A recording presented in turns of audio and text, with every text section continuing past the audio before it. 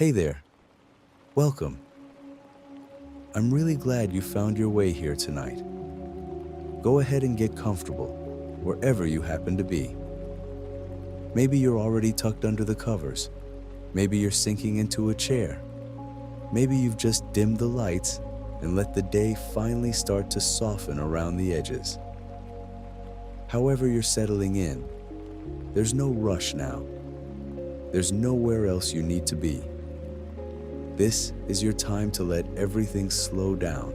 Tonight, we're going to spend some quiet hours together, wandering through the strange, gentle, endlessly fascinating world of mushrooms. And I know that might sound a little unexpected, but honestly, it's one of the most soothing things I can think of. Mushrooms live at this slow, patient pace that the rest of the world seems to have forgotten. They don't hurry. They don't compete the way we imagine plants and animals do. They just quietly go about their business in the dark, in the damp, under the leaves, and beneath the soil, doing some of the most important work on the entire planet without ever asking for a single bit of recognition. There's something deeply calming about that, don't you think? A whole hidden kingdom, humming along softly, completely unbothered by any of the noise up here. So that's what we'll do. We'll drift through fact after gentle fact, and you don't need to remember any of it. You don't need to concentrate or follow along or keep track. If your mind wanders off, that's perfectly fine. If you drift to sleep before I even get to the good parts, well, that's actually the whole point. My voice is just here to keep you company, like a soft blanket of sound, while your body does what it already knows how to do, which is rest. Before we go any further, let me just say one quick thing, and then I promise I'll let the calm take over completely. If you enjoy these slow, sleepy journeys, if you find they help you unwind at the end of a long day, it would mean the world to me if you tap that like button and subscribe. It's a small thing, but it genuinely helps me keep making these, so I can keep doing what I love, which is helping folks like you drift off, one sleepy soul at a time. That's it. That's all. Now let's let go of all of that and sink back into the quiet. Okay, so, mushrooms. Let's start with something that surprises a lot of people. When you picture a mushroom, you're probably picturing that little cap on a stem, the classic shape, maybe growing up out of the grass after a rainy night. But here's the gentle truth. That mushroom you see is only a tiny piece of the whole organism. It's a little bit like the tip of something much, much larger, hidden away out of sight. The real body of the fungus lives underground, spreading out in a vast, delicate web of thin threads. Each of those threads is called a hypha, and together, woven into a great tangled network, they're called mycelium. And that mycelium can stretch on and on, quietly threading through the soil in every direction, patient and slow, connecting things together in ways we're only just beginning to understand. The mushroom itself, the part we can see, is really just the way the fungus makes more of itself. Think of it as the flower or the fruit of that hidden underground network. When conditions are just right, when there's enough moisture and the temperature feels welcoming, the mycelium sends up these little fruiting bodies, and they release spores into the air, tiny as dust, drifting off on the softest breeze to start new life somewhere else. And then the mushroom's work is done, and it fades back into the earth. It's such a soft little cycle. Rise up quietly, let go, return. There's a kind of peace in that rhythm. And speaking of that hidden network, let me tell you something that still amazes me every time I think about it. Some of these mycelial networks are absolutely enormous. In fact, one of the largest living things on our entire planet isn't a whale, and it isn't a giant tree. It's a fungus in a forest in Oregon, in the northwestern part of the United States. There's a single honey fungus that has been quietly growing for thousands of years. Its network of threads spreads across an area of forest floor that stretches for miles and miles. Scientists estimate this one organism covers something like 9 square kilometers. 9, all of it a single, connected, living thing, woven silently beneath the trees, older than most human civilizations, just patiently growing, one thread at a time, in the cool dark of the forest floor. Isn't that a lovely thing to imagine as you lie there? Something so vast and so gentle, existing without any hurry at all. And it's thought to be somewhere around 2,400 years old, maybe even older. Just let that settle for a moment. While empires rose and fell, while whole ages of history came and went, this quiet fungus simply kept on spreading, thread by thread, never rushing, never stopping, just being. There's something wonderfully restful about the idea of something that patient. It reminds you that not everything has to move fast to matter. Some of the most important things in the world take their sweet, slow time. Now, here's another thing that I find so soothing to think about. For the longest time, people weren't quite sure where mushrooms belonged. Were they plants? They grow from the ground, after all. But they don't have leaves, and they don't have that lovely green color because they don't have chlorophyll. They can't make their own food from sunlight the way plants do, so they can't really be plants. But they're clearly not animals either. For centuries, this puzzle just sort of hung there, unresolved, and eventually, scientists realized that fungi deserve a kingdom all their own. Not plants, not animals, but something entirely separate. A whole branch of life, quietly doing its own thing. And here's the part that always makes me smile softly. In some ways, fungi are actually more closely related to us, to animals, than they are to plants. Isn't that strange and wonderful? On the great family tree of life, mushrooms are, in a manner of speaking, distant cousins of ours. We share a common ancestor with them from unimaginably long ago. So the next time you see a little mushroom poking up out of the ground, you might think of it, just a bit, as a very distant, very quiet relative, going about its life in its own gentle way. Let's drift a little deeper now. I want to tell you about what these fungi actually do out there in the world, because it's one of the most beautiful, unsung jobs in all of nature. Mushrooms and their hidden networks are the great recyclers of the forest. When a leaf falls, when a tree finally comes to the end of its long life and settles down onto the forest floor, it doesn't just stay there forever. The fungi get to work. Slowly, patiently, they break it all down. They take what was once living and gently return it to the soil so that new life can grow from it. Without fungi, the forests of the world would be buried under mountains of fallen leaves and branches and trees that never decayed. The whole cycle of life and renewal depends on these quiet workers in the dark. They do this with an almost tender patience.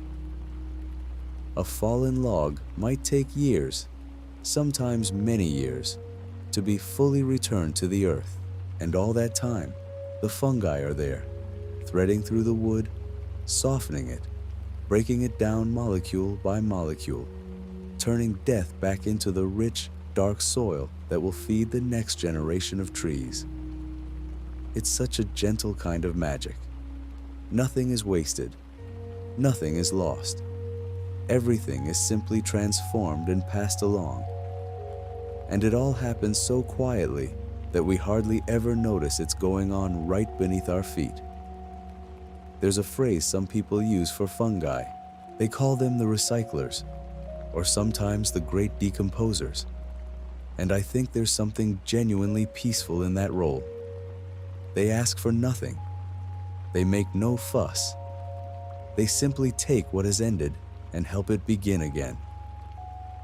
If you ever feel like the world is too loud, too fast, too demanding, it can be a real comfort to remember that down in the soil, in the hush beneath the trees, there's this whole gentle system of renewal quietly turning, always turning, softly making the old new again.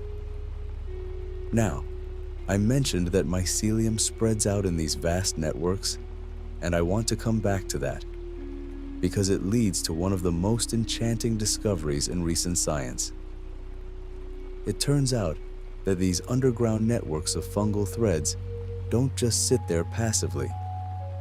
They actually connect the trees of a forest to one another. The roots of the trees and the threads of the fungi weave together in a partnership. And through this living web, trees can actually share resources. A big, strong tree with plenty of sunlight can send some of its nourishment through the fungal network to a smaller, shadier tree that's struggling. Nutrients and even little chemical messages can travel from one tree to another, all through these threads of fungus running quietly underground. Some scientists have given this hidden web a rather charming nickname. They sometimes call it the Wood Wide Web. Isn't that delightful? A whole secret internet of the forest, woven from fungus, letting the trees talk to one another and look after one another in ways we never imagined. So when you walk through a forest and it feels somehow alive, somehow connected, somehow like the trees are aware of one another, well, in a very real sense, they are. And it's the mushrooms, or rather their hidden threads, that make it all possible. There's such a lovely gentleness in that idea. A forest isn't just a collection of lonely trees standing side by side. It's a community, quietly connected beneath the surface, sharing and supporting and caring for one another through this soft web of fungal threads. I find it so calming to picture that. All those trees, all those roots, all those threads, woven together into one great, slow, breathing whole. Nothing alone. Everything connected. Everything held. Let me share one more gentle fact before we sink even deeper into the night. And this one is about just how ancient this partnership really is. Fungi have been on this planet for an astonishingly long time. Long before there were flowers. Long before there were dinosaurs. Long before there were any people at all. Fungi were already here. Some of the earliest fungi we know of go back hundreds of millions of years. In fact, when the very first plants began to leave the water and creep out onto the bare land, it's thought that fungi were right there beside them, helping them take root, helping them find the nourishment they needed to survive in this strange new world of dry soil and open air. So in a very real way, fungi helped make the green world possible. Every forest, every meadow, every garden you've ever loved, in some deep and ancient sense, owes a debt to these quiet partners who were there at the very beginning, gently helping life find its footing on land. There were even fungi, long ago, that grew into enormous towering shapes, rising up out of the ancient landscape like great pillars. Back before the trees we know today had even appeared. Just imagine that world, so long ago, so different from ours. and the fungi already there, already doing their patient, unhurried work. I love thinking about that on a night like this. However worried we might get about the day-to-day, however fast and frantic the modern world can feel, underneath it all, there's this ancient, patient thread of life that stretches back further than we can really comprehend. Hundreds of millions of years of quiet growing, quiet spreading, quiet renewing, and it's still going on, right now, tonight, in every forest and field, in the soil of the garden outside, softly and without any fuss at all. So let that be the feeling we carry as we drift onward together. That deep, ancient calm, that sense of belonging to something old and gentle and endlessly patient. There's so much more to explore, so many more soft, strange, wonderful facts about these quiet creatures of the dark and the damp, and we'll wander through them slowly, one by one, with nothing to do and nowhere to be. Just let my voice stay with you, and let your body grow heavier, and your breathing grow slower, and your thoughts grow softer, like leaves settling gently onto the forest floor. We've got all the time in the world. Now, let me tell you about something that always fills me with a quiet sense of wonder. And it's the sheer, gentle variety of these creatures. When most of us picture a mushroom, we picture that classic little shape, don't we?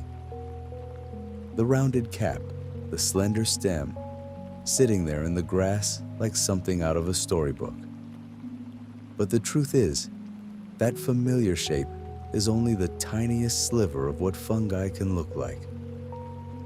Out there in the world, in the forests and the fields and the quiet, damp corners we rarely notice, there are mushrooms of almost every shape and color you could imagine.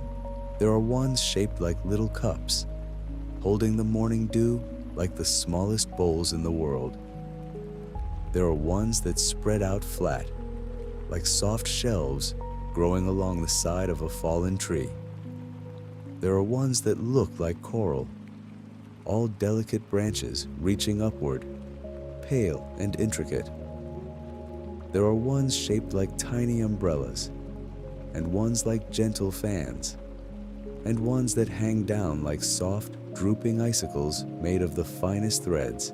Some look like puffballs, round and smooth, resting on the ground, like little moons. And when the time is right, they release their spores in the softest puff, a quiet breath of dust drifting off into the air. And the colors, oh, the colors are something too. We tend to think of mushrooms as brown or white, or a sort of gentle cream, and many of them are. But there are others out there in shades that might surprise you. Soft golden yellows, deep warm oranges, gentle purples, and even quiet blues and greens. Some are the palest, most delicate pink, like the inside of a seashell. It's as if nature, in her endless patience, decided to paint these small, quiet creatures in every color she had, and then tucked most of them away in the shadows where hardly anyone would ever see. And there they wait, glowing softly in the dark of the woods, keeping their beauty to themselves, asking for no attention at all. Isn't that a lovely thought to rest with? All that hidden beauty spread throughout the world, existing purely for its own gentle sake. There's no need for it to be admired. There's no need for it to be noticed. It simply is, quietly and completely, whether we're watching or not. And tonight, as you lie there, you don't need to do anything either. You don't need to be noticed.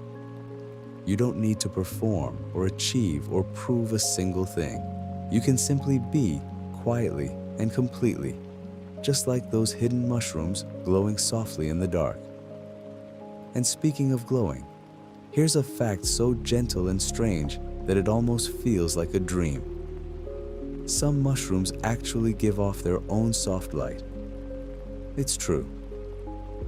Deep in certain forests, in the warm, damp places of the world, there are fungi that glow in the dark with a faint greenish light of their own making. People have a lovely old name for this.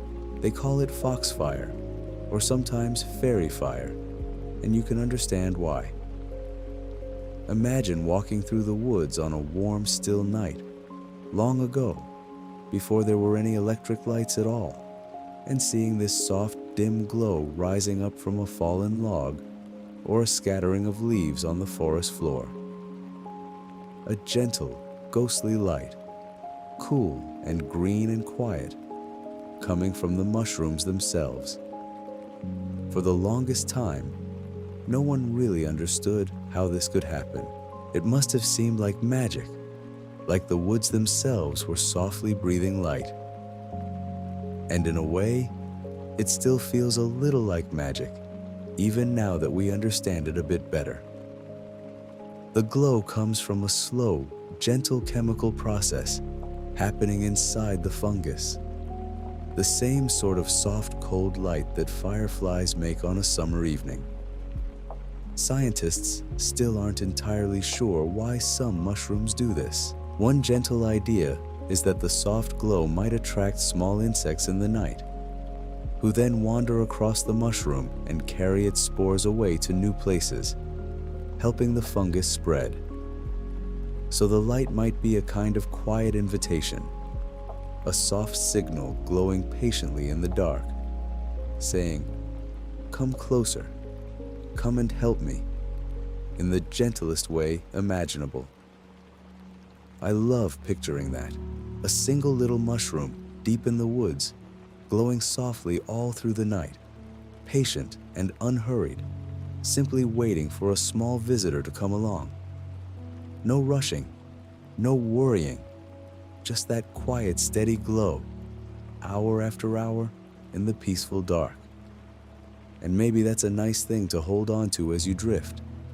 The idea that even in the deepest darkness, there can be a soft, gentle light, quietly doing its work, asking nothing, hurrying for no one. Now let me tell you something about how these quiet creatures travel, because it's another one of those facts that's so gentle it almost lulls you all by itself. Mushrooms, of course, can't get up and walk anywhere. They stay right where they are, rooted quietly in the soil or the wood. And yet, somehow, over time, they manage to spread across whole forests, whole countries, whole continents. How do they do it? Well, they do it with spores, those tiny, tiny specks I mentioned a little earlier. So small that a single mushroom can release millions upon millions of them. And here's the gentle part. Once those spores are released, they simply drift. They float on the softest currents of air, lighter than dust, carried along by the faintest breath of a breeze. Some of them travel only a little way, settling down close to the mushroom that made them, but others rise up and up, caught by the wind, and travel astonishing distances, floating high above the trees, drifting for miles and miles before they finally settle down somewhere new. Some spores have even been found high up in the sky, carried far above the clouds, drifting quietly through the upper air. Just imagine that for a moment. Right now, tonight, as you lie here so calm and still, the air all around the world is filled with these countless tiny spores, drifting silently, gently, going wherever the wind decides to take them. They're in the forests and above the fields, floating over cities and oceans, patiently traveling to wherever they might one day take root and grow. There's no struggle in it, no effort. They simply let go and let themselves be carried. They trust the wind completely, and honestly, isn't there something we can learn from that? on a peaceful night like this. So often we hold on so tightly. We grip and we clutch and we try to control every little thing. But these spores, these tiny quiet travelers, they just let go. They release themselves into the air and trust that they'll end up exactly where they need to be. So tonight, maybe you can do the same. You can loosen your grip just a little. You can let go of the day. Let go of the worries. Let go of all the things you've been holding on to so tightly. And you can let yourself drift softly and gently, like a spore on the evening air, trusting that you'll settle exactly where you're meant to be. Let your shoulders soften as you think about that. Let them sink down, away from your ears, heavy and relaxed. Let your jaw loosen. Let your hands go limp. Let that gentle heaviness spread all the way down through your body, like warm water slowly filling a still and quiet pool. There's nothing to hold on to now, nothing to carry. You can simply let yourself be carried instead. Here's another soft and curious thing about mushrooms, and it's all about how quickly and yet how slowly they live their lives. You may have noticed this yourself if you've ever walked the same patch of woodland or the same green field 2 days in a row. One morning, there's nothing there at all, just grass and soil and fallen leaves. And then the very next morning, as if by magic, there's a mushroom standing there, fully formed, that seemingly appeared out of nowhere overnight. It's one of the reasons people have always found mushrooms a little bit mysterious, a little bit otherworldly. They seem to arrive so suddenly, springing up from nowhere in the quiet of the night. But of course, it isn't really so sudden as it looks. All that time, deep beneath the surface, the fungus was there, quietly growing, quietly gathering itself, patiently spreading through the soil for weeks, or months, or even years. The mushroom we finally see is just the last gentle step in a very long, very slow, very patient process. When the conditions are just right, when there's enough moisture and the temperature is just so, the fungus gently pushes up its little mushroom, unfolding it into the air almost like a soft breath being slowly released after being held for the longest time. I think there's something really comforting in that. All that patient, invisible work happening slowly and quietly for such a long time, entirely out of sight. And then, at just the right moment, in the gentlest and most unhurried way, the result finally appears. It's a good reminder that the quiet, hidden work is always going on, even when we can't see any sign of it.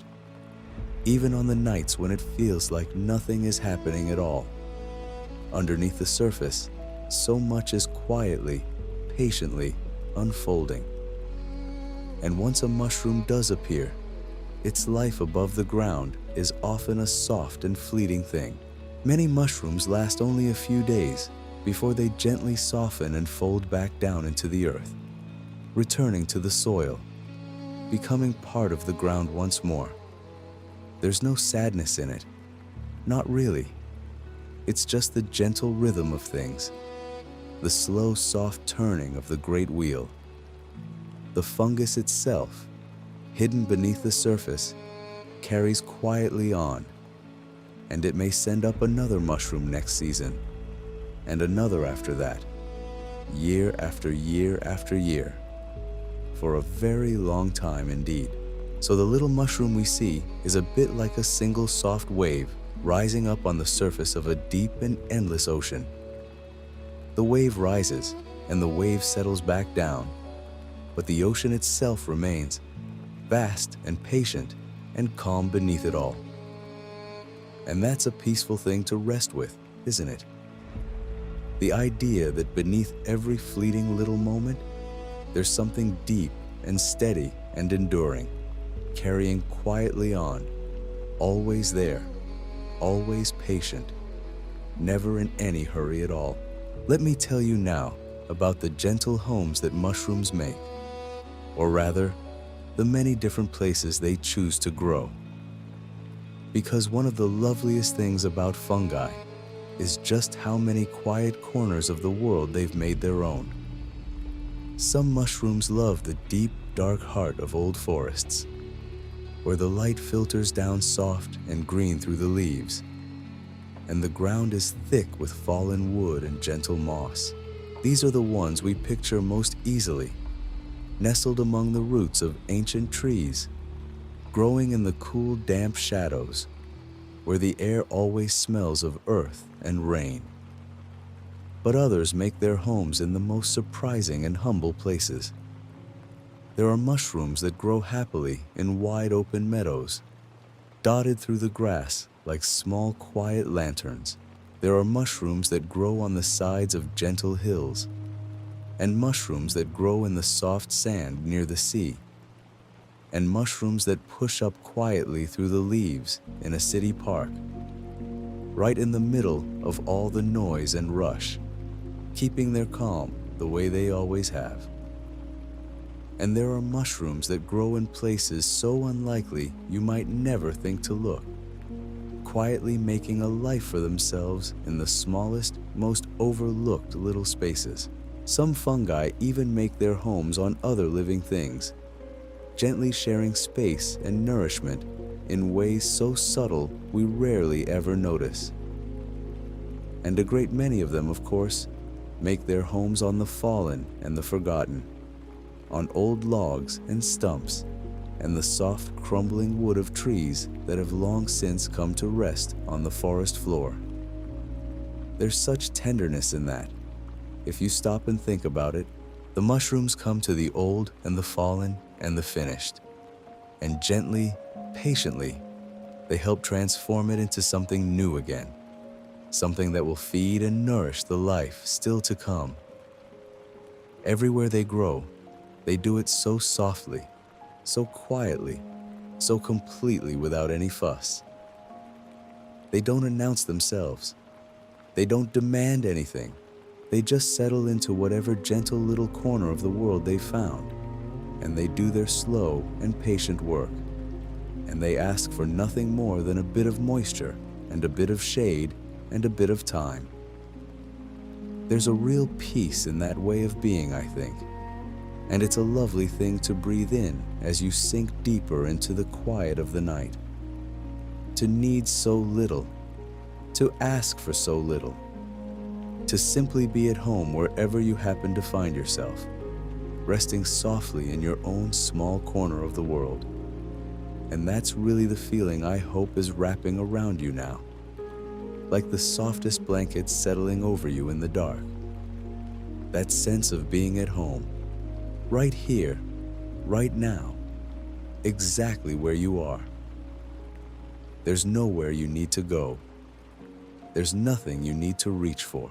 Like a little mushroom nestled in the cool green shade, you can simply rest, right where you are, held gently by the quiet, all around you. Let your breathing slow just a little more. Let each breath out carry away a little more of the day, a little more of the weight, a little more of anything you've been holding. And let yourself grow softer and heavier and calmer with every gentle word. And now, as you rest there so softly, let me tell you a little about the astonishing variety of shapes and sizes that mushrooms come in. Because it's the kind of thing that's just lovely to let your mind wander through as you drift. You see, some mushrooms are so tiny, you could rest a dozen of them on the tip of your finger. Little threads of things barely taller than a blade of grass, so small and so delicate that most people walk right past them and never know they were there at all.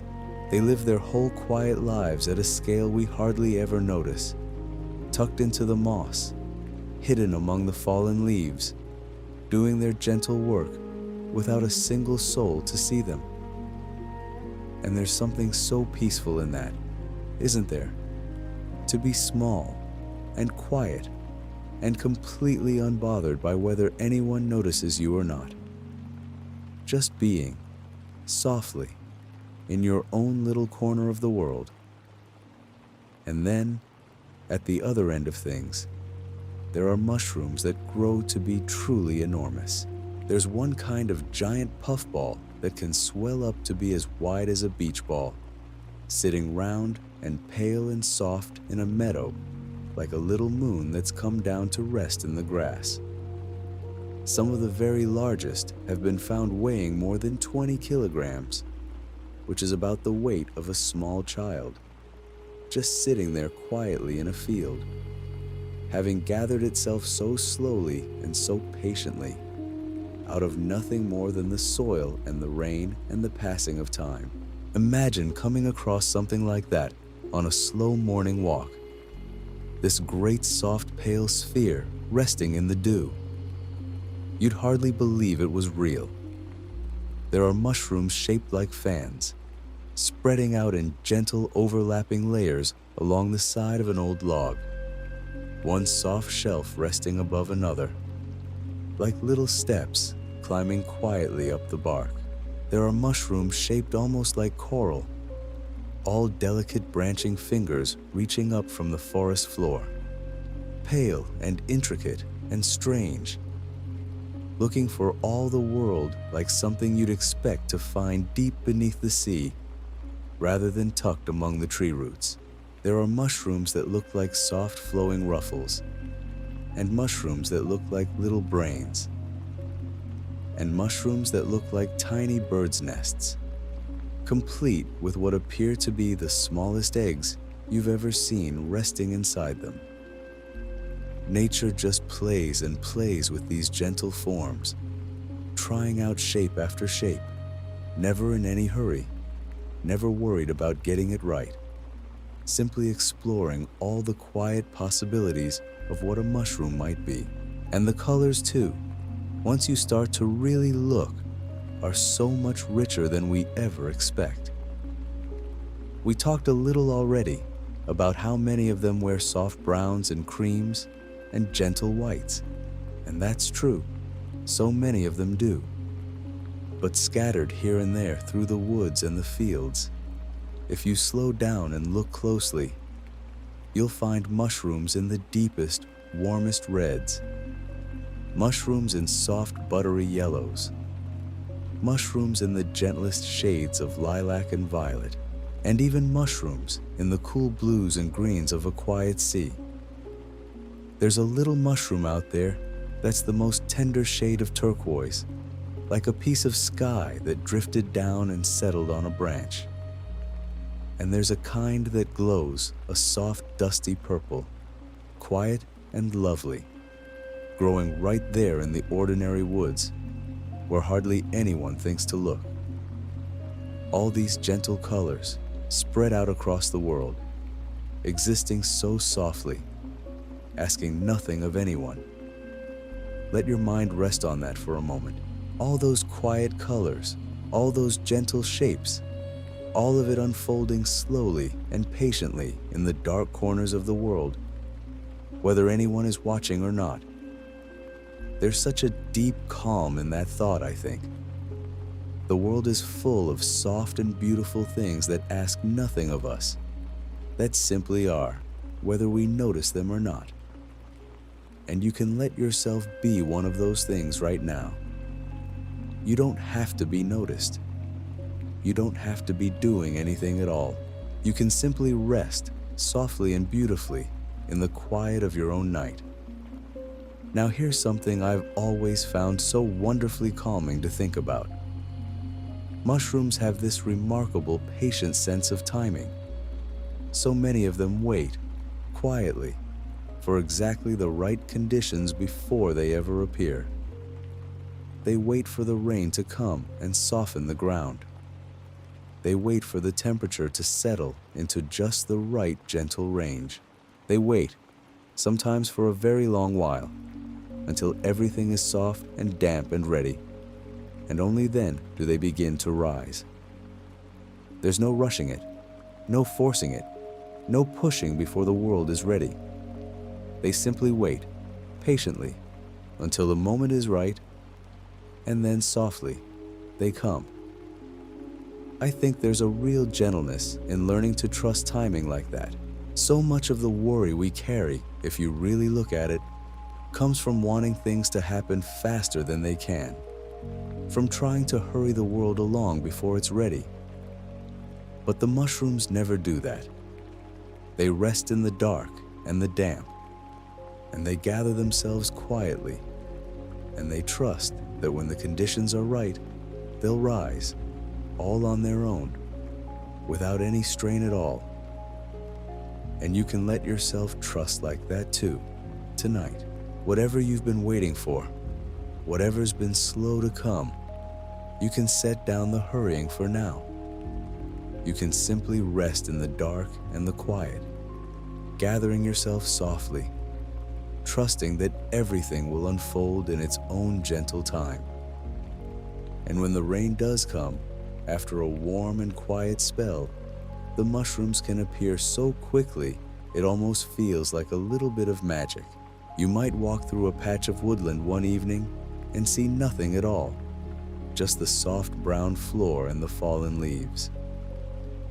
And then a gentle rain comes through in the night, soaking the ground, softening everything. And by the next morning, the whole forest floor has quietly bloomed. Little caps everywhere, pushing up through the leaves, appearing as if from nowhere, as if the woods had simply dreamed them into being overnight. This is where those old stories come from, the ones about mushroom rings appearing by moonlight, about fairy circles springing up in the grass while everyone slept. And you can understand why people told those stories, can't you? There is something genuinely enchanting about the way they arrive so softly and so suddenly, in the dark, while the world is resting. Those rings, by the way, those perfect circles of mushrooms you sometimes find in a quiet field, they come about in the loveliest way. Deep underground, the fungus grows outward from a single point, spreading in every direction at once, slowly and evenly, like the gentle ripple you get when a single drop falls into a still pond. And because it grows outward at the same soft pace in every direction, the edge of it forms a perfect circle. So when the mushrooms rise up along that growing edge, they trace out that circle for us to see, a soft ring of little caps marking the quiet, patient reach of something that's been spreading underground, unseen, for years and years. Some of these rings are so old and have grown so wide that they've been quietly expanding for centuries, a little wider each year, so slowly you could never watch it happen, faithfully tracing their gentle circles through the grass generation after generation. Isn't that a beautiful thing to picture as you lie there in the dark? Somewhere out in a quiet field right now, in the soft cool of the night, there's a ring of mushrooms tracing out a circle that's been growing patiently for hundreds of years, wider and wider, one gentle season at a time. All of that unfolding so slowly, so softly, so completely, without any hurry. And it will keep on going, long after tonight, long after this quiet hour we're sharing, still spreading, still tracing its patient circle in the grass. Let that deep, slow patience settle into you now. There's no rush here. There's nowhere to be. Everything gentle in this world happens in its own soft time. And you can let yourself move at that pace too, at least for tonight. Slow, unhurried, patient, like the mushrooms in the dark, gathering themselves quietly, needing nothing, waiting for nothing, simply resting in the soft and gentle dark. And here's another quiet wonder for you to rest with. Down in the soil, those delicate threads of fungus, the ones we talked about a little earlier, the ones that spread out in vast and gentle webs beneath our feet, they're extraordinarily fine. A single one of these threads is far, far thinner than a human hair, so slender you couldn't see it on its own at all. And yet, if you could somehow gather up all the threads from just a small handful of healthy forest soil and stretch them out end to end, they might reach for kilometers. Kilometers of soft, living thread, all folded quietly into a space no bigger than your two cupped hands. The ground beneath a single old tree can hold a length of these gentle threads that's honestly hard to even imagine. All of it woven together into one soft, patient, breathing web. And these threads are so tender, so soft, that they move through the soil not by forcing their way through, but by gently exploring it, feeling their way around every little grain of sand and every tiny stone, flowing softly into whatever small spaces the earth offers them. They don't push, they don't force, they simply flow gently into whatever room there is, taking the shape of the world around them the way water takes the shape of whatever holds it. There's such a soft wisdom in that, I think.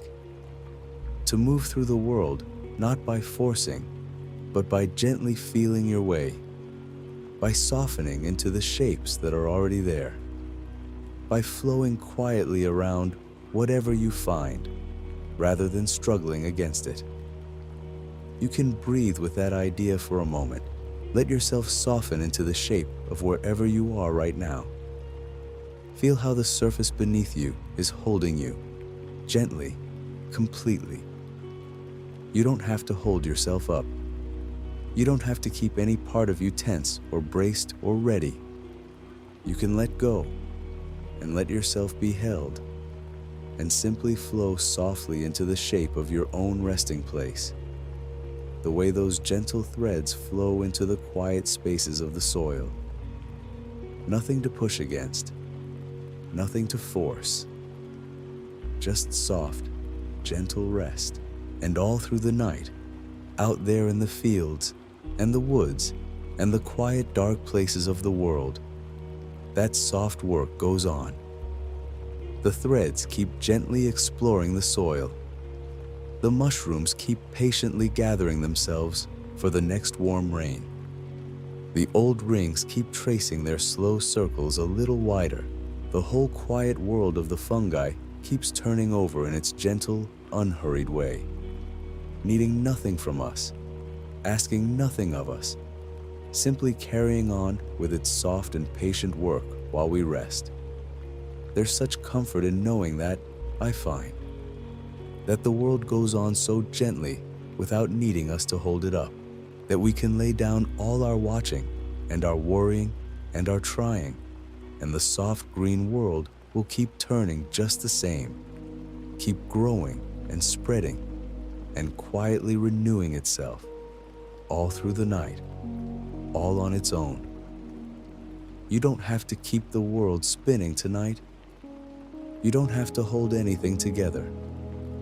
You can simply set it all down and rest and trust the gentle world to carry on softly without you for these few quiet hours. So let yourself sink a little deeper now.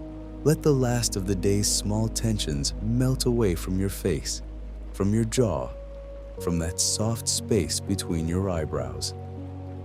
Let your breathing grow slower and softer, each breath out a little longer than the one before, carrying you gently down, deeper into the quiet, deeper into the calm, like a mushroom settling into the cool, damp earth, like a soft thread flowing quietly through the soil. You can let yourself go completely soft, completely at ease, completely at home in this gentle moment, right here in the peaceful dark.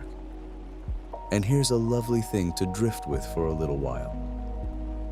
You know how a mushroom seems to appear almost out of nowhere, standing there in the morning grass as if it simply arrived overnight? Well, in a way, that's exactly what happens. Some mushrooms can push themselves up out of the earth in just a single night, swelling and rising in those quiet, dark hours, while the rest of the world is sleeping, so that by the time the first soft light comes creeping over the fields, there they are, fully formed, standing patiently in the dew. And the way they do this is so gentle, so quiet. They don't grow the way you might imagine, by building new material in a hurry. Instead, all the pieces are already there, folded up and waiting, and the mushroom simply fills itself with water, softly swelling, gently unfolding, rising up like something taking a slow, deep breath. Just imagine that, all night long out there in the cool dark. These soft little shapes are quietly drinking in the moisture of the night and lifting themselves up toward the morning, needing nothing but water and stillness and time. There's something so peaceful in that, I think. The idea that so much can happen in the quiet of the night, so gently, so patiently, without any effort or struggle at all. That the world can simply fill itself softly with what it needs and rise up into being while everything rests. You don't have to do anything to make the morning come. You don't have to work at it or hurry it along.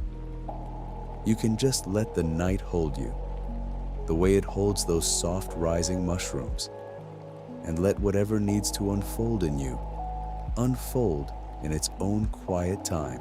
And speaking of that soft night water, here's another gentle thing about mushrooms that I find so soothing to think about. A mushroom is made up almost entirely of water. Something like 90 parts out of every 100 is simply water, held softly in that delicate, spongy flesh. That's part of why they feel so tender when you hold one, so cool and so soft, almost like holding a little cloud that's settled down into the grass. And it's why they can appear so quickly and fade so quickly too, because they're really just these gentle vessels of water and air, gathered up for a little while into a soft and quiet shape, and then, when their work is done, releasing all of that back into the earth again. There's a kind of lightness in that, isn't there? To be made mostly of something as soft and yielding as water, to hold your shape gently for a while, and then to soften, and to let go, and to flow quietly back into the world you came from. Now, let me tell you about something that happens deep in the forest, in the quiet places where the old trees grow close together. Underneath all of that, woven all through the soil, the fungi are doing something so gentle and so generous that scientists are still learning to understand it fully.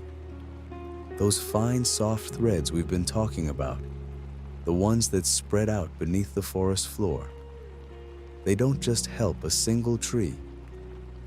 They reach out and they connect one tree to another, and then to another, and to another still, until whole stretches of forest are quietly linked together beneath the ground, tree to tree to tree, all joined by these soft and patient threads. And through those threads, the trees can actually share things with one another. A tree that has plenty of nourishment can send a little of it softly through the fungal threads to a tree that's struggling, or to a small young sapling growing in the shade where the light can barely reach. Just picture that for a moment. All through the forest, in the quiet dark beneath your feet, there's this gentle giving going on, this soft passing of nourishment from the strong to the small, from those who have plenty to those who need a little more. Nobody sees it, nobody hurries it, It simply happens, quietly, patiently, all through the night. A whole forest looking after itself with the gentlest kind of care. I find that such a comforting thing to rest with. The idea that beneath all the stillness, beneath all the quiet, there's this soft web of connection holding everything together, making sure that nothing is truly alone, that even the smallest sapling in the deepest shade is gently tied into something larger and warmer than itself. You're part of that kind of quiet connection too. You know, even now, even here in the dark. You don't have to hold yourself apart or hold yourself up. You're woven softly into the world, held and supported by more gentle threads than you could ever count. And you can let yourself rest into that now and simply be held. Here's another soft little fact to carry you deeper into the night. You might think that mushrooms only grow in warm, green, comfortable places, and many of them do. But some of them are so hardy, so quietly determined, that they can grow in the most surprising places of all. There are fungi that live happily in the frozen cold, tucked away in places where the ground stays icy for most of the year, growing so slowly and so patiently that you'd hardly believe anything was growing at all. And there are others that make their homes in dry and dusty places, wading through long stretches of stillness for the smallest bit of moisture. And then, when it finally comes, softly waking up and carrying on with their quiet work as though no time had passed at all. There's such a gentle patience in that, the willingness to wait, however long it takes, resting quietly until the conditions are soft and right, and then gently beginning again. No panic, no hurry, just that deep, calm trust that the right moment will come, and that when it does, there will be time enough for everything. You can breathe with that for a moment. The idea that you don't have to force anything into being before it's time, that you can rest and wait and trust, the way those quiet fungi rest and wait beneath the frost and the dust, knowing that softness and warmth will come around again, as they always do. And let me tell you about the way mushrooms come in such a wonderful variety of soft textures, because this is a gentle thing to picture too. Some mushrooms are smooth as silk on top, so smooth that a drop of dew slides right off them and down into the grass. Others are soft and velvety, like the gentlest brush of fabric under your fingertips. Some have a surface that's slightly wrinkled and folded, like soft old paper, or like the gentle creases of a well-loved blanket. And underneath their caps, so many of them have these delicate, soft ridges, row after row of fine little folds, fanning out from the center like the pages of a tiny book, or like the soft spokes of the most delicate wheel you could imagine. Every one of those soft ridges is quietly doing its gentle work, cradling the spores until it's time for them to drift away on the night air. It's such careful, quiet craftsmanship, all of it hidden away underneath, all of it made simply to be soft and to do its patient job, and then to fade gently back into the earth.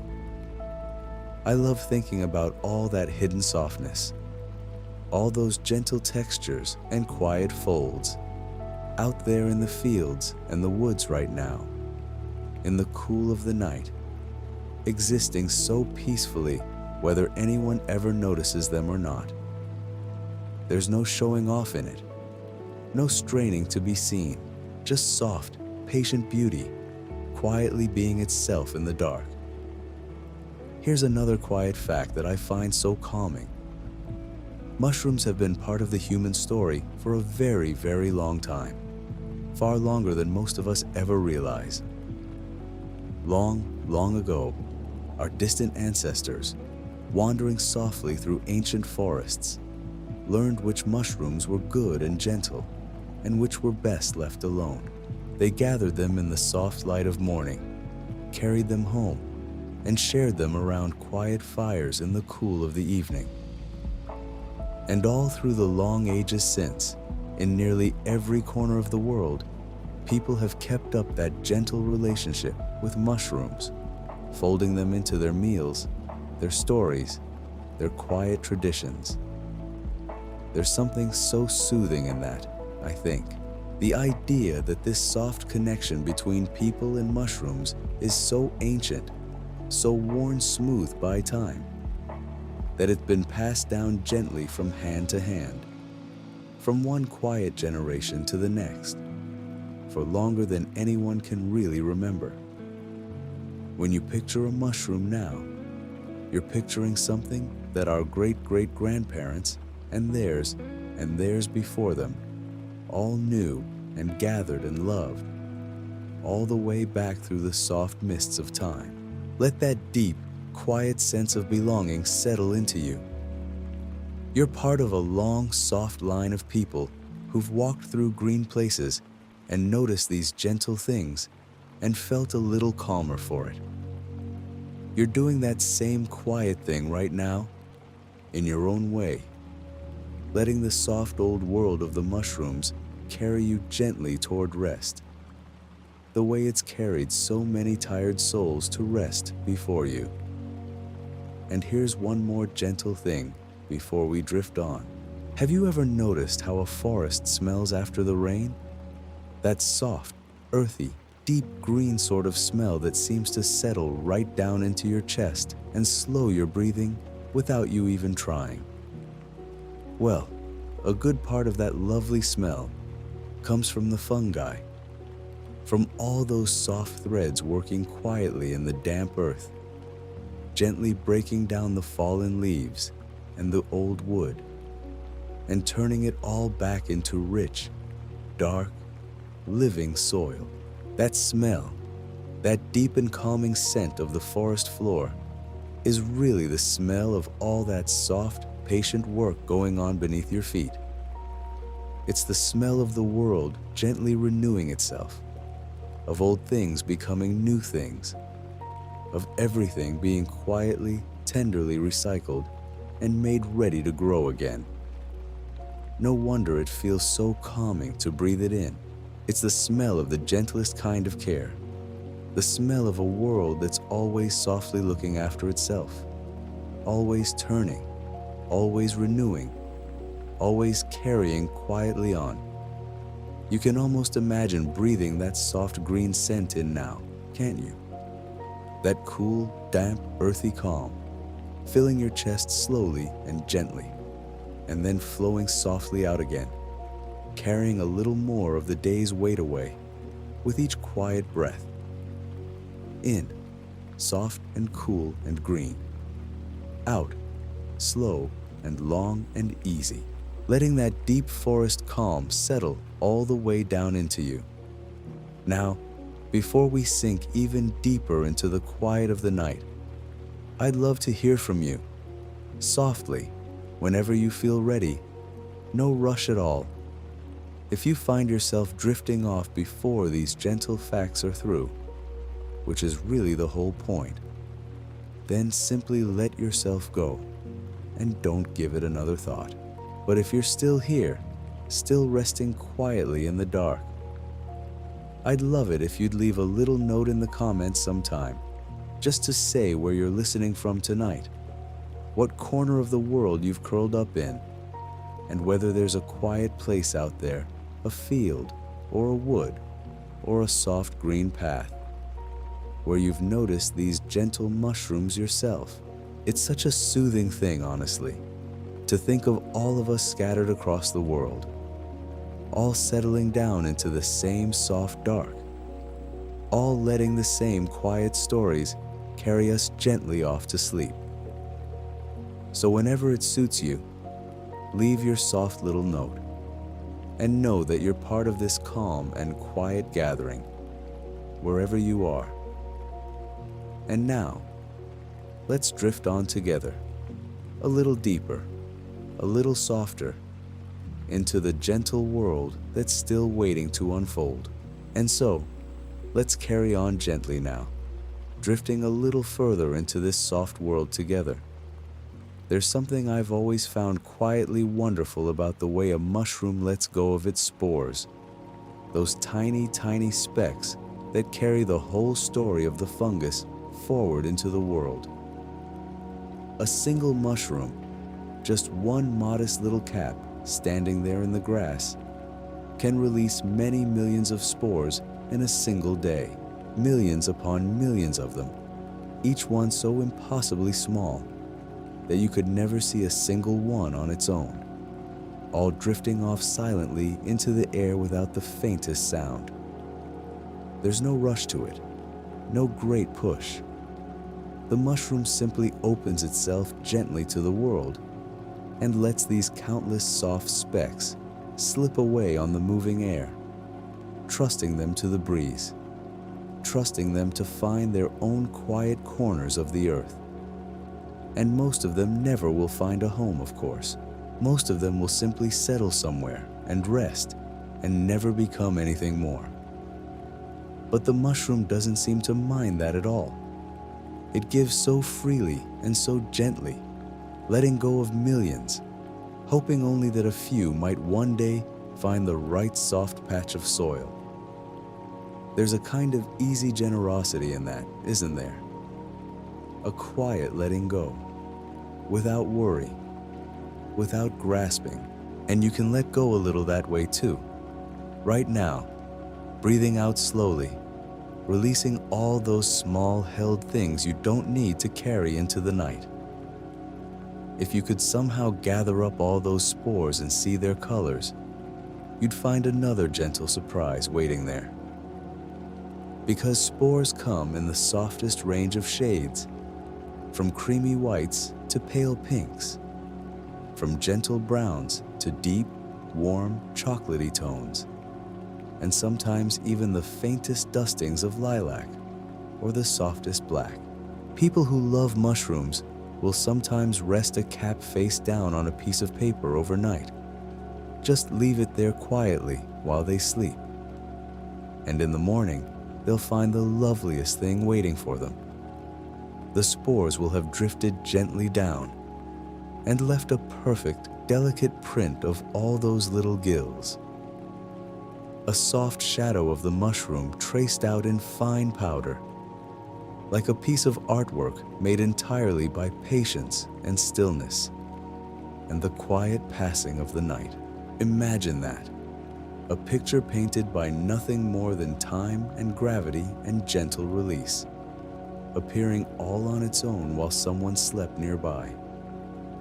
There's something so soothing in that image, the mushroom quietly making its soft mark on the world overnight, asking nothing, hurrying nothing, simply being what it is. Now let me tell you something gentle about how mushrooms take in what they need, because it's really quite different from the way we do, or even the way a plant does. A plant, you know, drinks up the sunlight and makes its own food out of light and air, standing there quietly, turning its leaves toward the warmth. But a mushroom doesn't do that at all. A mushroom feeds in a much softer, more patient way, drinking in what's already there in the soil and the wood around it, gently soaking up the goodness from things that have fallen and settled and begun to soften back into the earth. It doesn't need the sun at all, really. It can grow perfectly happily in the deep shade, in the cool, damp corners where the light barely reaches, in the quiet hollows beneath the leaves. And I find something lovely in that, honestly. There's a whole way of living that doesn't need to chase the light, that's perfectly content in the soft shadows, quietly gathering what it needs from the gentle world close at hand. Not everything has to reach and strive and turn toward the brightness. Some things simply rest in the cool and the quiet and thrive there just the same. You can rest in the cool and the quiet too, right now, exactly as you are, needing nothing more than this soft dark around you. There are mushrooms out there that people have given the most wonderfully gentle names to over the years.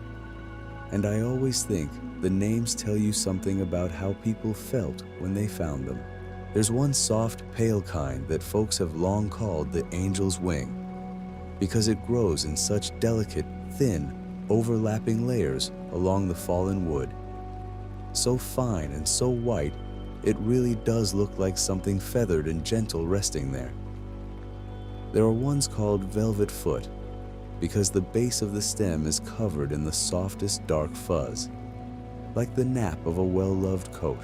There are little ones people have called fairy bonnets, tiny caps gathered together in soft clusters on an old stump, looking for all the world like a gathering of the smallest hats you could ever imagine. And there's a soft, shaggy sort called the shaggy mane, with a tall, gentle cap covered in soft, upturned scales, standing there in the grass like something wearing a woolly winter hood.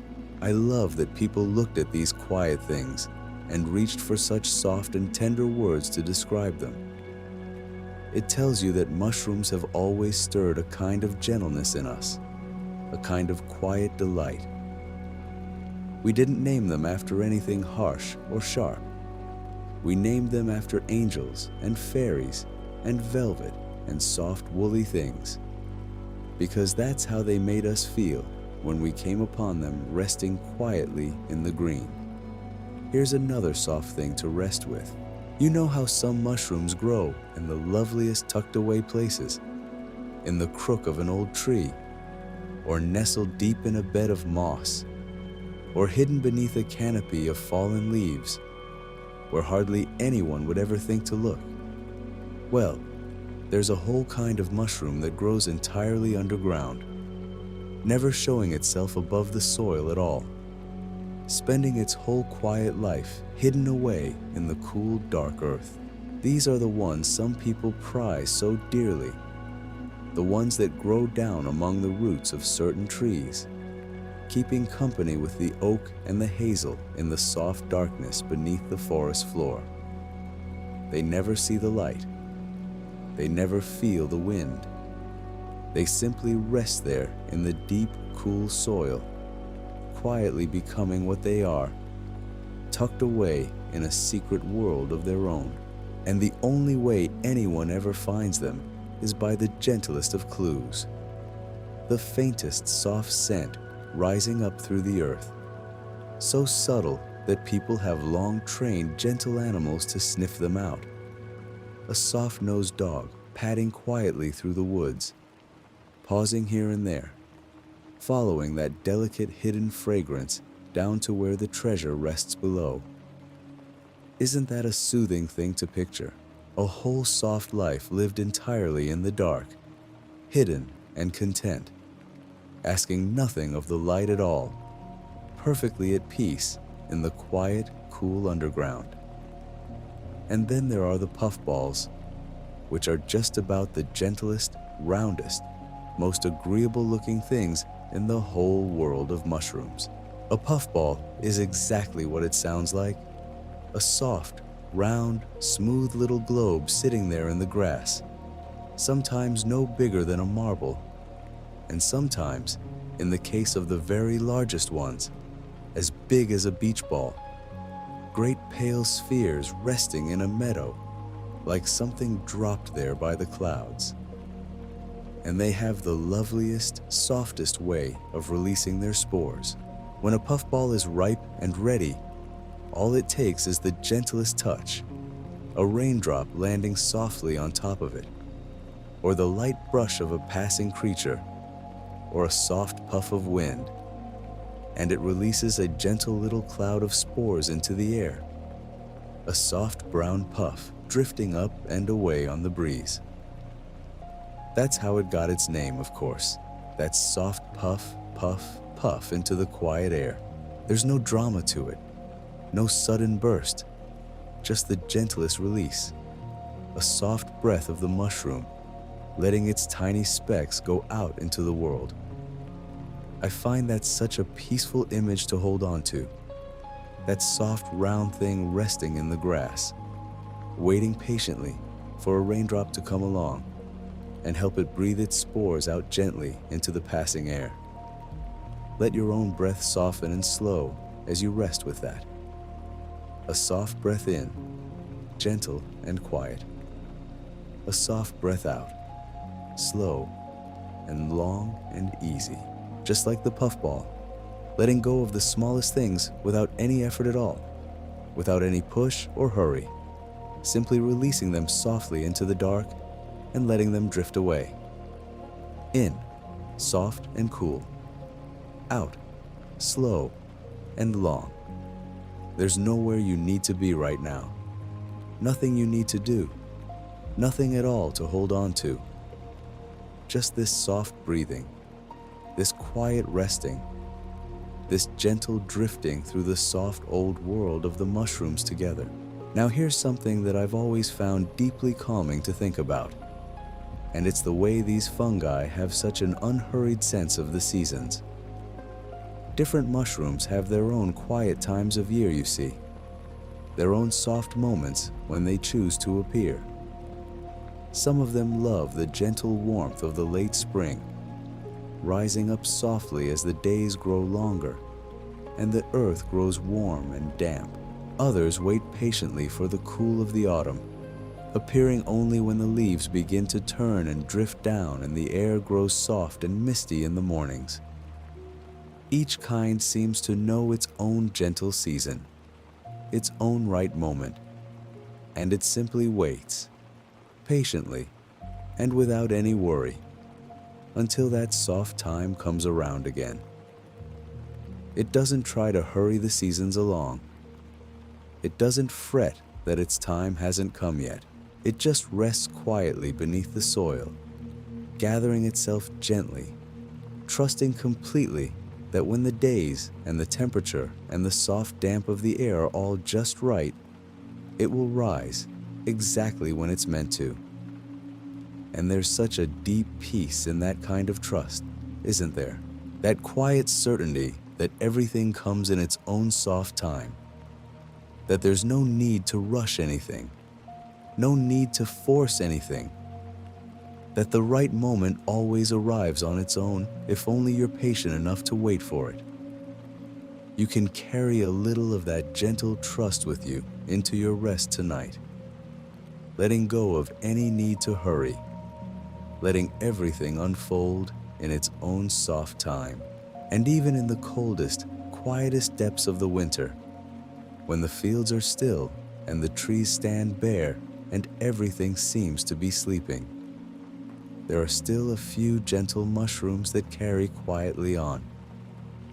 There's one soft golden kind that appears in the cold months, growing on the fallen wood right through the frost, wearing a warm little cap the color of honey, standing there bright and calm in the middle of all that stillness. It doesn't seem to mind the cold at all.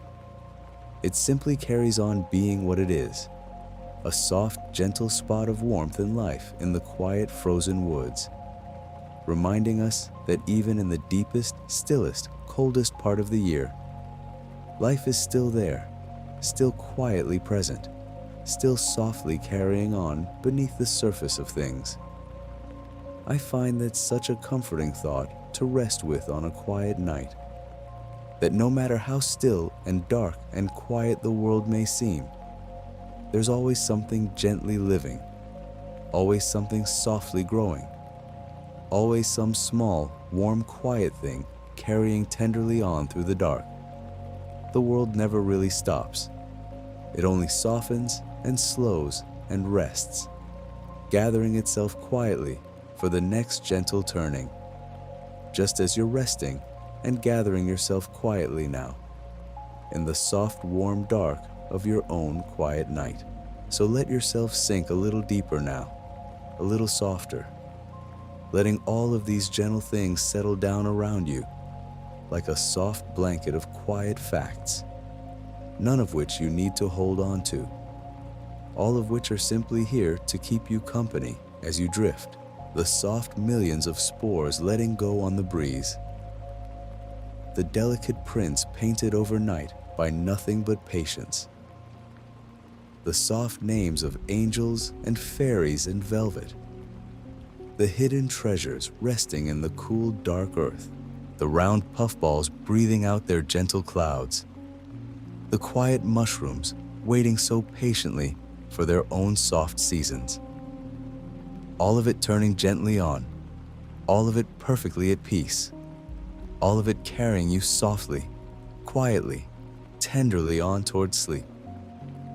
There's a gentle thing about mushrooms that I don't think most people ever stop to consider, and it's the way they feel to the touch. The way each one has its own soft texture, its own quiet way of meeting your fingertips. Some are cool and smooth, almost like the surface of a river stone that's been resting in the shade. Others are soft and yielding, giving just a little when you press them gently, the way a ripe peach does. And some have the strangest, loveliest texture of all, a kind of soft velvet, a fine downy covering so delicate that it feels almost warm, almost alive, like the ear of a sleeping rabbit or the underside of a leaf in early spring. I find something so soothing in that, in the idea that each little mushroom out there in the world has its own gentle way of being touched, its own soft skin meeting the soft air, none of it demanding to be noticed, all of it simply being exactly what it is, quietly and without any fuss at all. And here's a lovely little thing to rest with.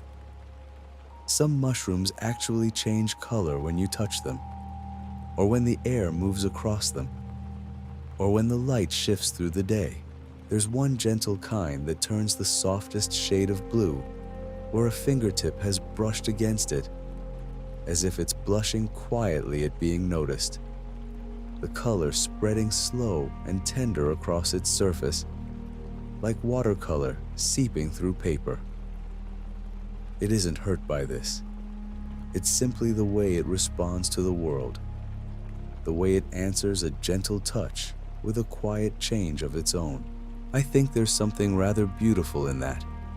The idea of something so soft and so responsive, meeting every small touch with a quiet shift of color, never resisting, never pulling away, just gently becoming a slightly different version of itself, and then settling back again into stillness.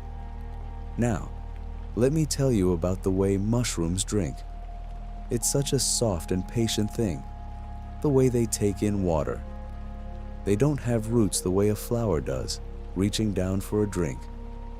Instead, those fine threads spread all through the damp earth, and they simply soak up the moisture that's already there, drawing it in slowly and gently through their delicate walls, letting it fill them up from the inside until the whole mushroom is plump and soft and heavy with it.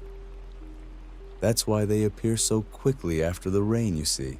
The water arrives, soaking softly down into the soil, and the fungus, which has been waiting there patiently all along, quietly drinks it in and swells and rises up into the open air, almost overnight, as if the rain itself had gently called it awake. There's such a soft rhythm to that. The rain falling, the earth softening, the mushrooms rising, all of it happening slowly and quietly in its own good time. None of it forced, none of it hurried, everything unfolding, just as it's always done.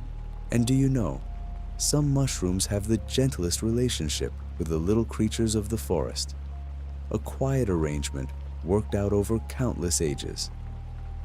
There are small animals, tiny beetles, and soft, slow snails, and little woodland mice who nibble gently at certain mushrooms, and in doing so, they carry the spores away with them, tucked into their fur, or carried quietly in their bellies, and they scatter them far and wide across the forest floor as they wander.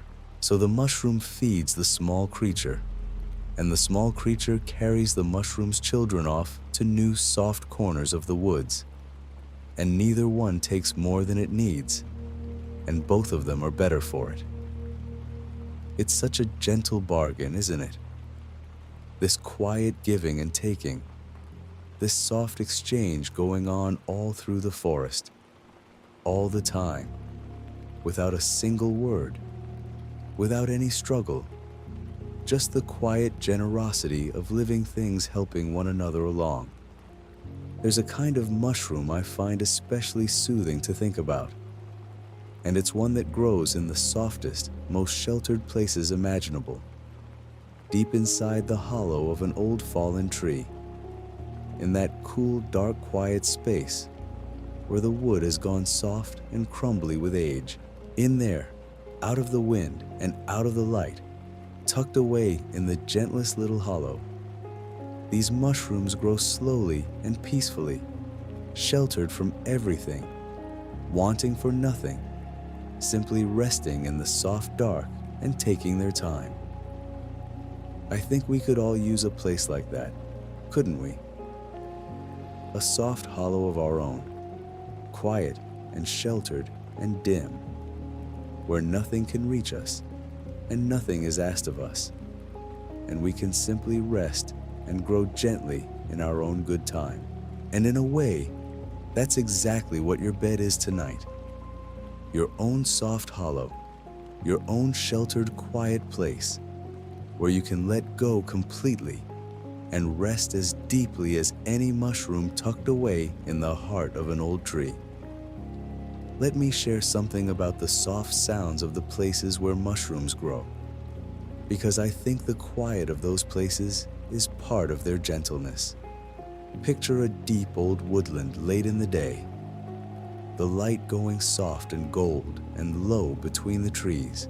There's hardly any sound at all in a place like that. Just the faint hush of the leaves moving high overhead, the soft occasional drip of water from a branch, the distant, gentle call of a single bird settling down for the evening. And down on the forest floor, among the moss and the fallen leaves, the mushrooms stand there in that soft quiet, perfectly silent, perfectly still, part of that deep woodland hush. They make no sound at all as they grow. They rise up through the soil without the faintest whisper. They open their soft caps without a sound. They release their millions of spores in complete and total silence. There's something so restful in that, in the thought of all that life unfolding so quietly, so gently, without needing to announce itself in any way, just softly happening in the deep green hush of the evening woods. And here's a gentle thought about how long the fungus itself can live, quite apart from the little mushrooms it sends up from time to time. The mushroom you see might last only a few soft days, but the fungus beneath it, that vast quiet web of threads spreading through the soil, can go on living for years and years, for decades, for lifetimes. It just carries quietly on, season after season, sending up its soft mushrooms when the time is right, and then resting again through the cold, growing a little wider and a little deeper each year, patient and unhurried, in no rush to be anywhere or become anything. Some of these hidden fungal webs have been quietly living in the same patch of forest for longer than the oldest trees have stood there. Just imagine that. Something so soft and so delicate, so easily overlooked, quietly outlasting the great tall trees, simply by being patient, simply by taking its time, simply by carrying gently on year after year after year. There's a soft and lovely thing about the way mushrooms come in families, in whole gentle groups of kinds that resemble one another, like relatives sharing the same soft features, There are the ones with soft gills underneath, those delicate ribs fanning out beneath the cap like the pages of a tiny book. And there are the ones with soft pores instead, a spongy underside full of countless tiny openings, soft to the touch, like a piece of fresh bread. And there are the ones with soft spines hanging down, little soft teeth, like the gentlest icicles, so that turning one over is like looking at the softest white waterfall frozen in miniature. Each kind has found its own quiet way of doing the same gentle thing, of holding its spores and letting them drift softly away when the time comes. I find it so peaceful, this idea of so many different soft solutions to the same gentle problem, each one perfect in its own quiet way, none of them better or worse, all of them simply different soft answers to the same quiet question.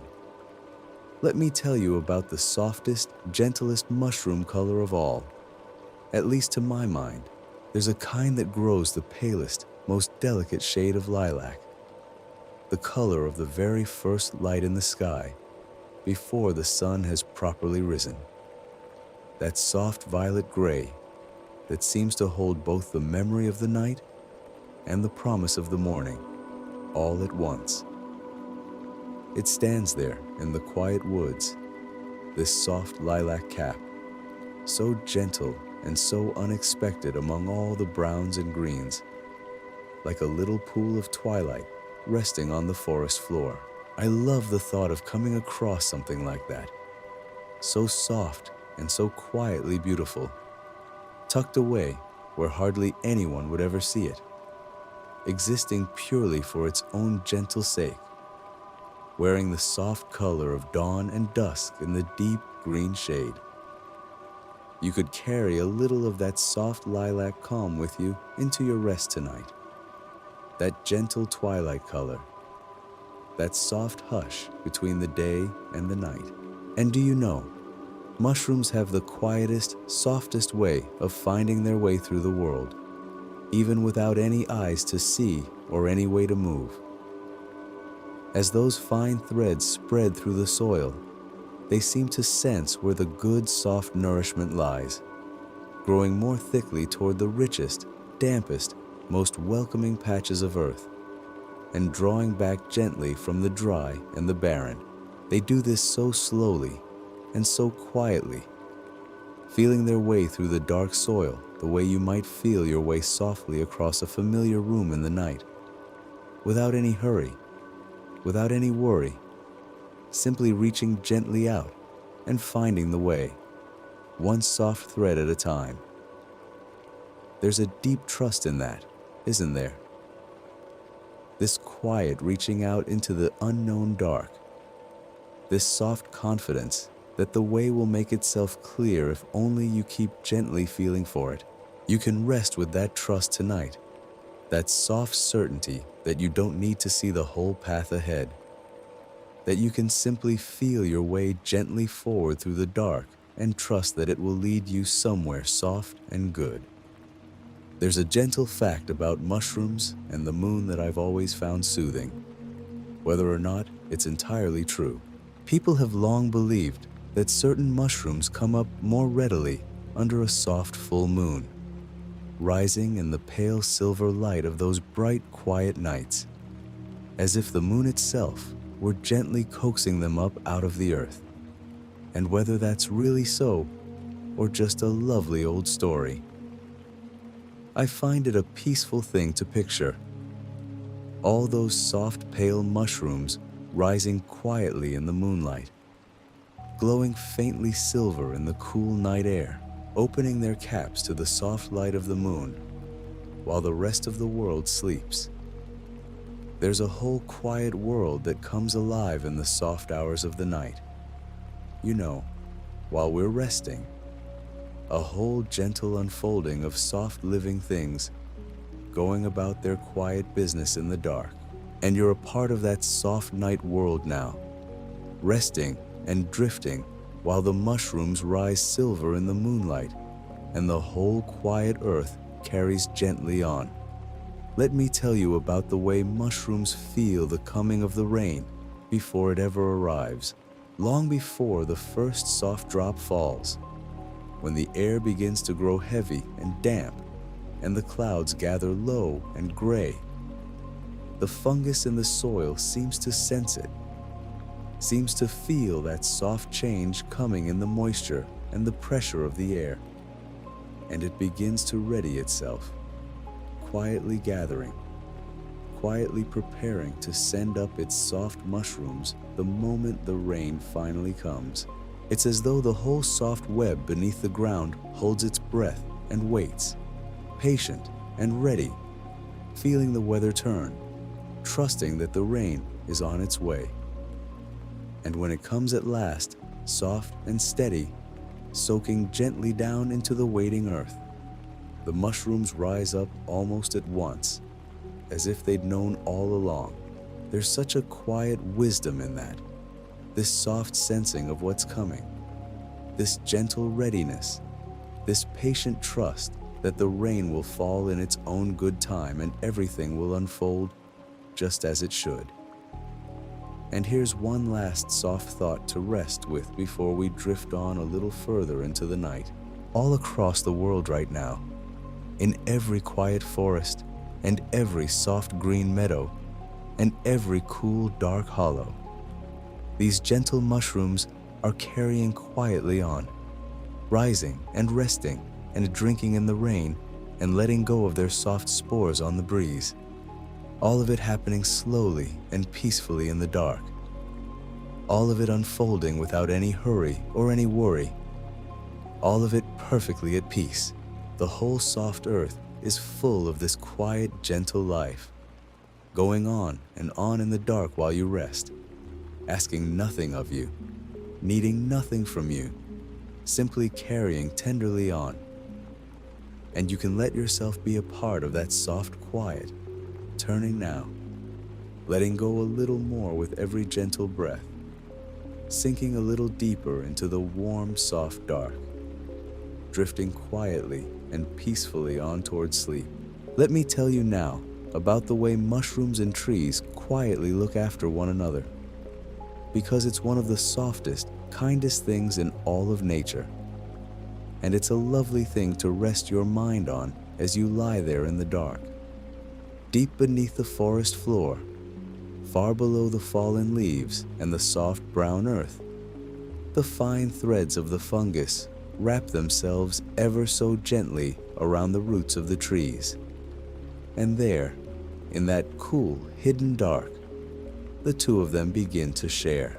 The tree, up in the light, gathers the sunshine and makes something sweet and nourishing out of it. And it sends a little of that sweetness down into the soil, down to the waiting fungus.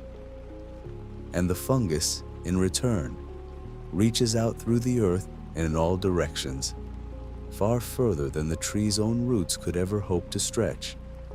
And it gathers up water and gentle nourishment from the soil and passes it quietly back up to the tree. Neither one asks for more than the other can give. Neither one keeps score. They simply share, softly and steadily, season after season, year after year, holding each other up in the quiet dark beneath the ground. And I find something so deeply soothing in that, this idea of a slow and gentle giving that goes both ways, this soft partnership that asks for nothing and simply keeps on giving.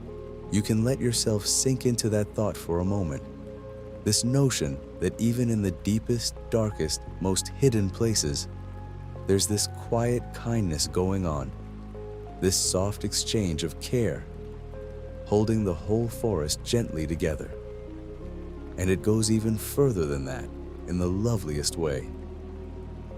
Those same soft threads spreading out beneath the forest don't just connect one tree to the fungus, they connect tree to tree to tree, weaving a whole gentle web that links the great old ones and the little young saplings all together beneath the soil. And through that soft hidden web, the trees seem to share with one another too. When a young tree is growing in the deep shade, where the light can barely reach, the older trees around it can send a little nourishment its way, down through those quiet threads, helping it along until it finds its own place in the sun. It's as though the whole forest is holding hands beneath the ground, passing gentle gifts back and forth in the dark, looking after its youngest and its oldest alike, all through this soft and patient web of fungus. Isn't that a beautiful thing to picture as you lie there drifting? A whole forest, quietly caring for itself in the dark. No single tree ever truly alone. Every one of them gently held and gently connected by those soft threads spreading through the earth. And you're held too, you know, in your own soft way, resting there in the quiet, connected to the whole slow, gentle turning of the world. Let me tell you about how softly and how slowly a mushroom drinks in the world around it. A mushroom doesn't have a mouth, of course, and it doesn't eat the way you or I might. Instead, all across its soft body, all through those fine threads spreading beneath the soil, it simply takes in what it needs, gently and quietly, drawing the nourishment straight in from the earth and the air around it. It bathes in its food, in a sense, resting there surrounded by everything it needs, and slowly, patiently, soaking it all in. There's no rushing to a table, no hurrying to finish, no effort at all really. Just this soft and continuous drinking in of the world, this gentle taking of exactly what's needed, and no more. And I think there's something wonderfully restful in that. This idea of being so completely at ease in your surroundings that nourishment simply comes to you, softly and steadily, without any striving at all. You can breathe with that thought for a moment, letting yourself imagine being that peacefully held, that gently provided for, resting somewhere soft and safe, where everything you need just quietly flows toward you in its own good time. Here's a gentle thing about the shapes that mushrooms make as they grow. When a mushroom first begins to push up out of the earth, it often comes up all folded and tucked in on itself, its little cap curled downward, its soft edges gathered close, as though it were still half asleep and not quite ready to face the world. And then, ever so slowly, over hours and sometimes over days, it begins to open. The cap lifts and unfurls, spreading gently outward, opening up to the soft air like something waking gradually from a long and peaceful rest. There's no sudden moment to it, no snapping open, just this slow and tender unfolding, this quiet gathering of confidence, this gentle opening out into the world at its own soft pace. And I always think there's such a lovely calm in watching something open, that slowly, that patiently, taking all the time it needs and never once being hurried. You don't have to rush your own unfolding either. You know, you can take all the time in the world. You can open gently in your own soft way, whenever you're ready, and not a moment before, just like those quiet mushrooms lifting their caps to the morning air.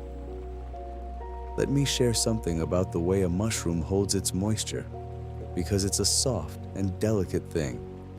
On a damp, cool morning, a mushroom is plump and full and soft to the touch, brimming with the water it's drawn up from the earth, standing there heavy and content in the dewy grass.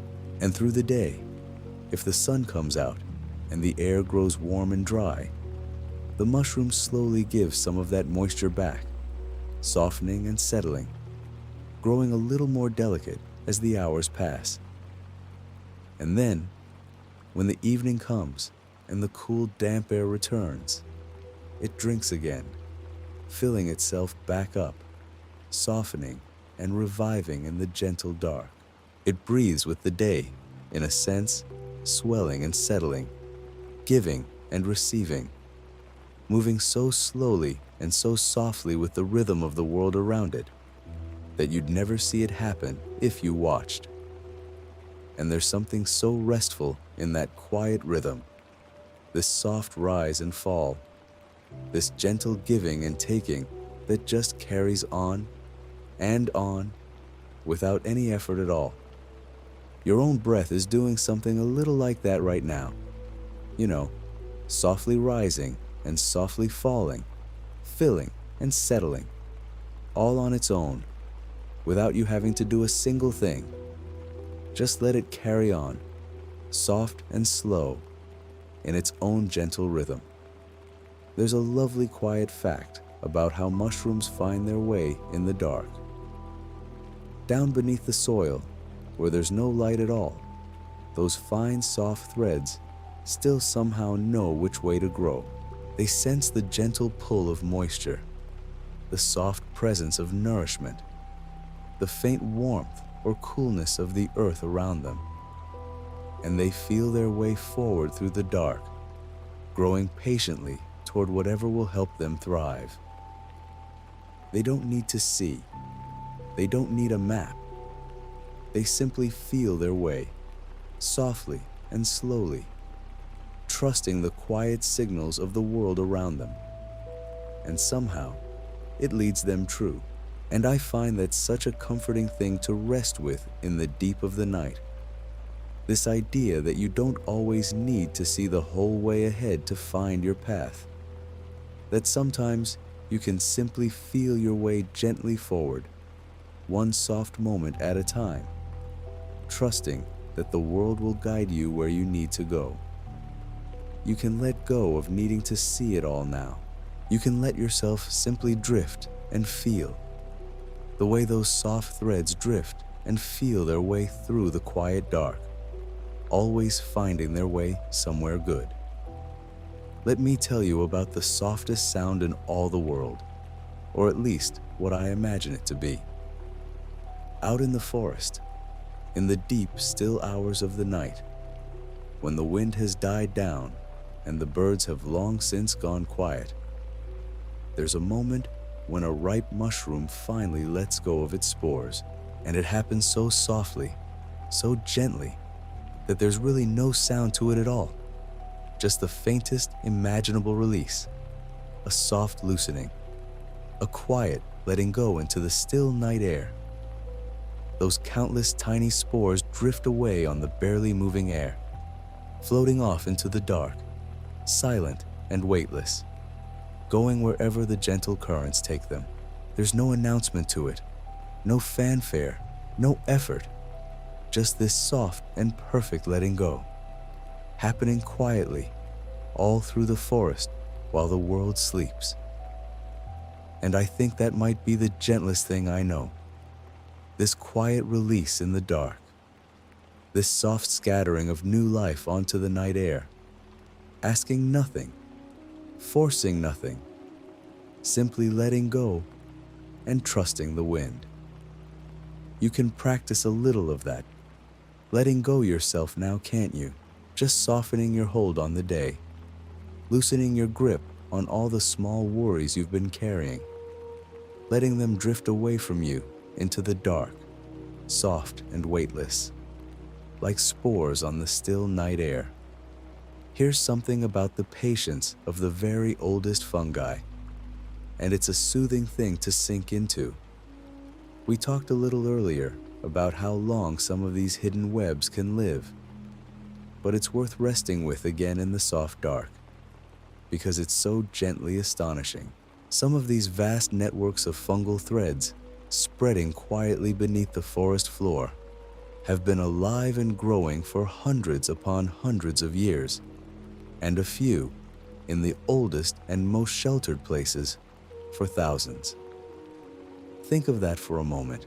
Long before anyone you've ever heard of was born, long before the oldest stories were ever told, these soft, quiet webs were already there, spreading slowly through the earth, gathering themselves patiently, growing a little wider with each passing season, and all through the long centuries, through countless winters and springs, through storms and droughts and quiet golden afternoons, they simply carried on, softly and steadily, never hurrying, never worrying, just growing gently onward through the dark. There's such a deep and settling calm in that kind of patience, that kind of slow, quiet endurance that pays no mind at all to the rush of things. You can let a little of that ancient calm settle into you now, that sense of deep, unhurried time, that soft assurance that the truly gentle things last and last, quietly and patiently, far longer than anyone would ever guess.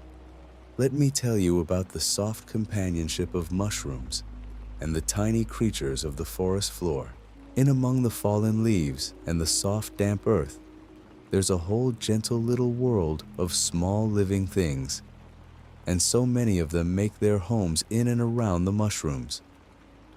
There are tiny soft insects that shelter beneath the caps when the rain comes down, tucked away safe and dry in that cool, quiet shade.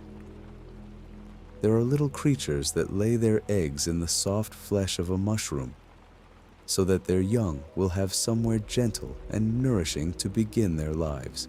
There are slow, soft snails that graze quietly across the surface in the cool of the evening, and small woodland beetles that make their slow way through the folds and the gills.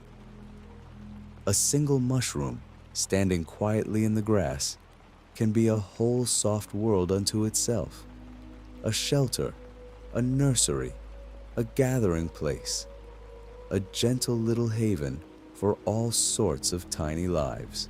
And I find that such a warm and comforting thing to picture, this idea of the mushroom as a soft, quiet home, offering shelter and nourishment to whoever needs it, asking nothing in return, simply being there, gentle and open and welcoming in the dark.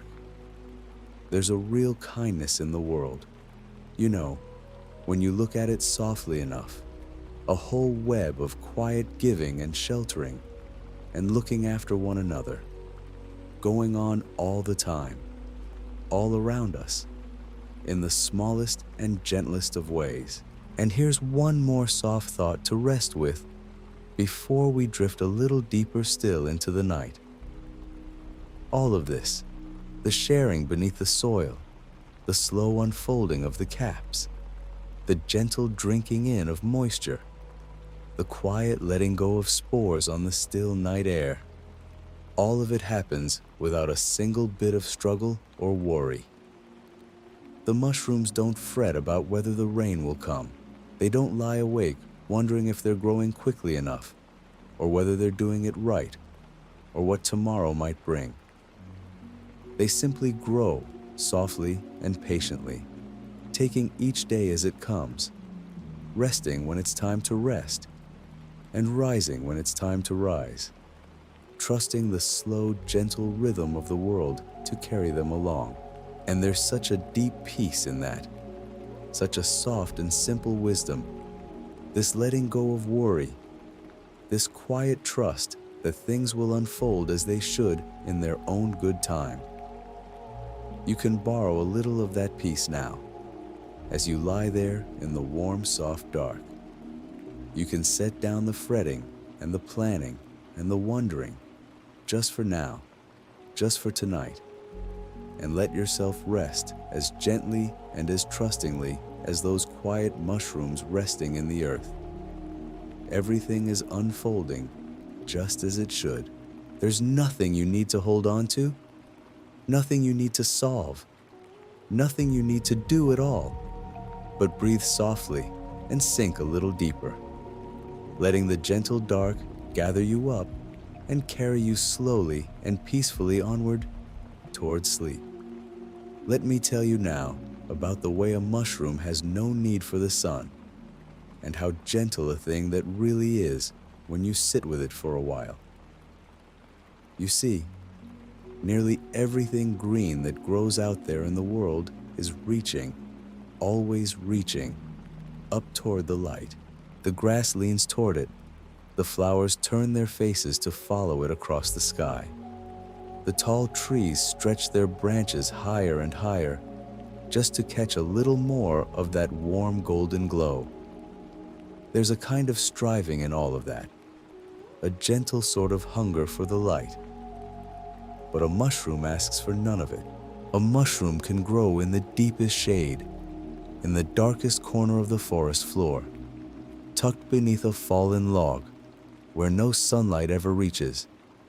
And it grows there just as happily and just as fully as anything out in the open. It doesn't need to reach or strain or turn itself toward anything at all. It simply takes what the earth quietly offers, the soft nourishment already resting there in the soil, and it makes its slow way upward in its own good time, content in the dark, content in the shade, wanting for nothing. And I find that such a soothing thought to rest with. This idea of a living thing that's completely at peace in the darkness, that doesn't need the bright and the busy and the dazzling to thrive, that finds everything it needs right there in the quiet and the cool and the still. There's a lesson in that, I think, a soft one, about how the darkness isn't something to be afraid of, about how rest and shade and stillness can be just as nourishing as all that reaching toward the light. Let me share something about the wonderful strangeness of the shapes that mushrooms can take, because it's one of the most delightful things about them. And it's a lovely thing to let your imagination wander through as you lie there drifting. We picture the classic little cap and stem, of course, but the truth is that fungi come in the most marvelous variety of forms, each one gentler and stranger than the last. There are some that grow in soft branching clusters, spreading out like tiny pale coral reefs on the forest floor, all delicate fingers and gentle forks reaching up through the moss. There are others that look for all the world like little bunches of soft white icicles hanging down from the side of a log, row upon row of gentle drooping spines, soft to the touch and pale as fresh snow. There are some shaped like small round nests, little cups with what look like tiny eggs resting inside them. And when the raindrops fall and splash into those little cups, they gently knock the small round bundles out and scatter them into the world. There are fungi that spread flat and soft across the surface of old wood like a gentle coat of paint, and others that rise up in soft wrinkled folds, like a little brain resting quietly in the leaves. Isn't it wonderful, all this quiet variety, all these soft and curious shapes, each one going about its gentle business without a thought for how it looks or whether anyone is watching?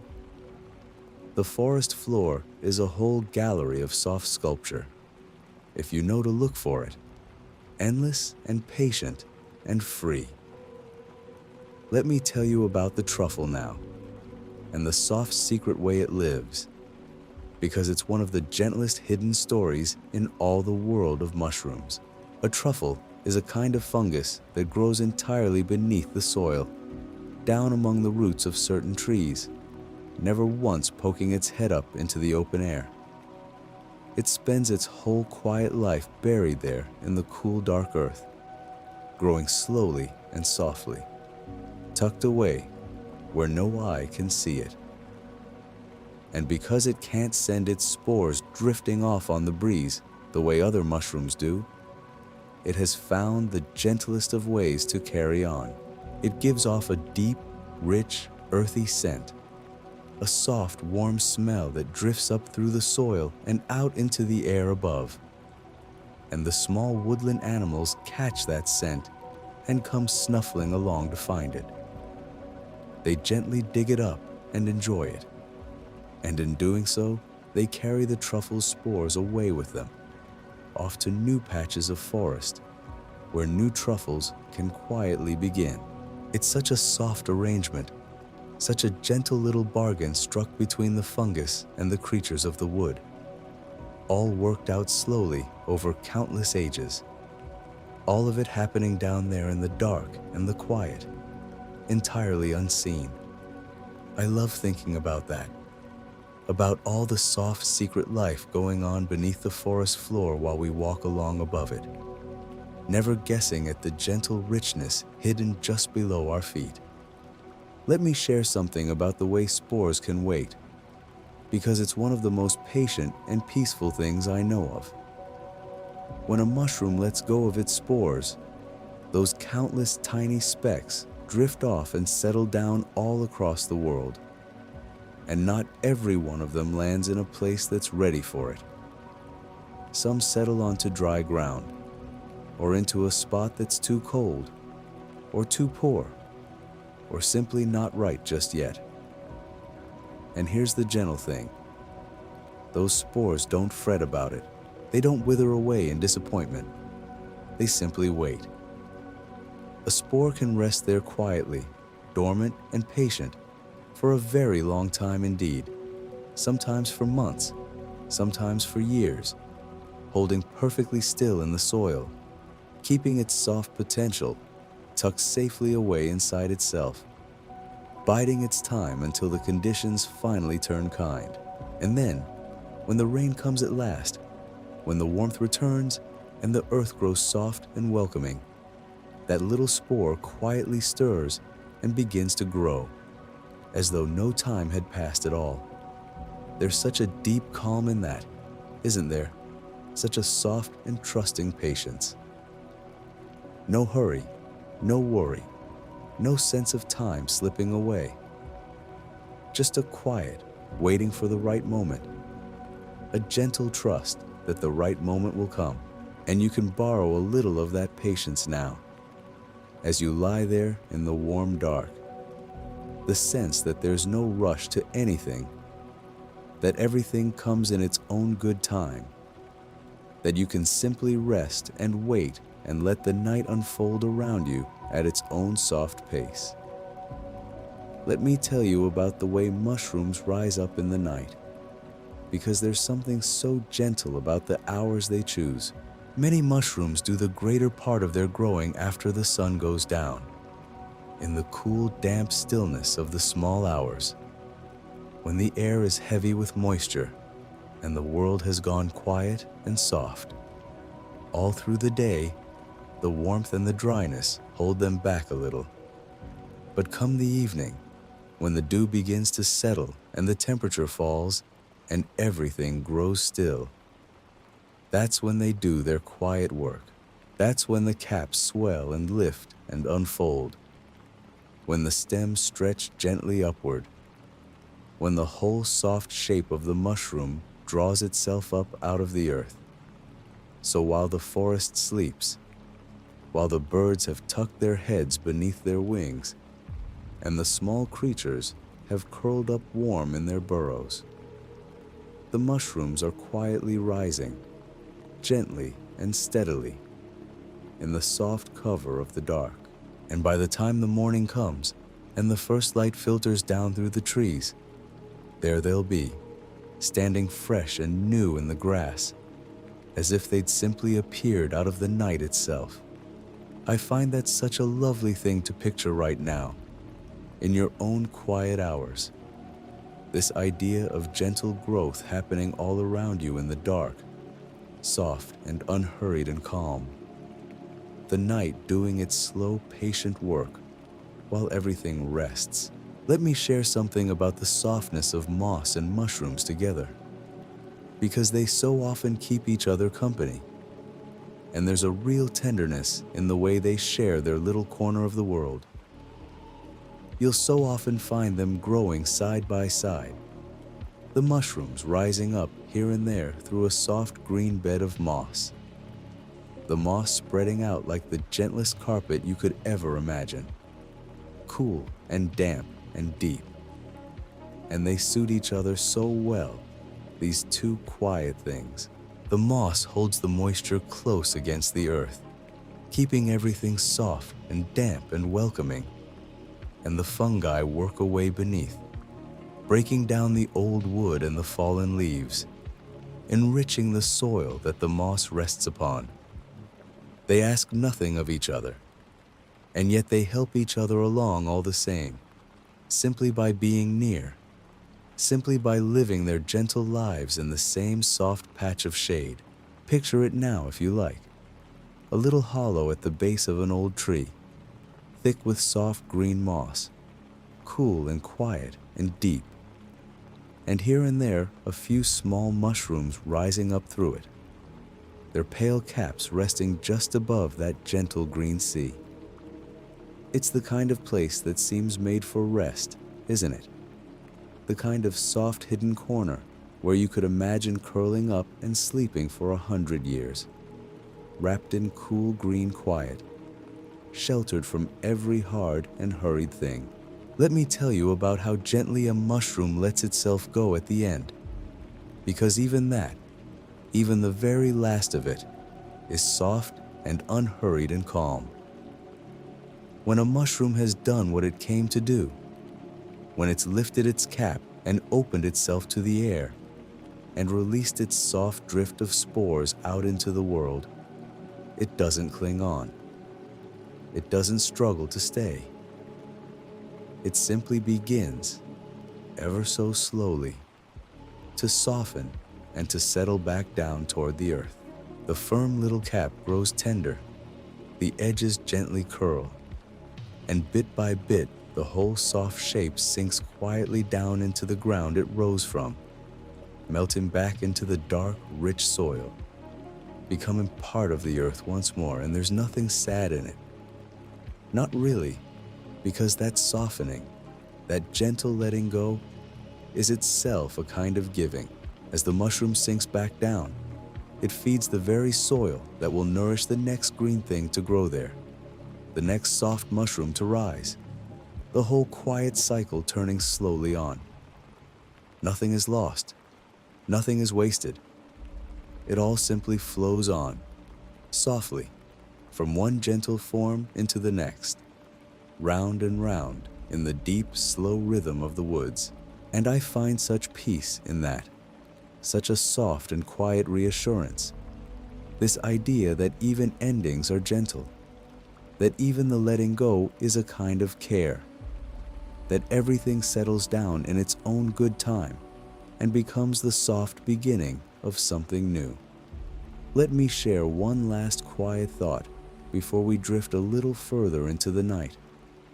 And it's about how very old this all is, how deep the roots of it run beneath the world. Every soft thing we've talked about tonight, the gentle rising of the caps, the slow spreading of the threads beneath the soil, the quiet sharing between the fungi and the trees, the patient waiting of the spores. All of it has been going on for longer than we can truly hold in our minds. Long before there were any people to notice, long before there were forests as we know them, these gentle fungi were already here, quietly doing their soft, patient work, weaving their fine threads through the earth, rising and resting, and letting go, and beginning again, season after season, age after age, in the same unhurried way they still do tonight. And they'll go on, softly and quietly, long after this night has passed, long after we've all drifted off to sleep, carrying on with their gentle work in the cool, dark earth, asking nothing, hurrying nowhere, simply being what they are. There's such a deep comfort in that, I think, in feeling yourself held within something so old and so steady and so calm.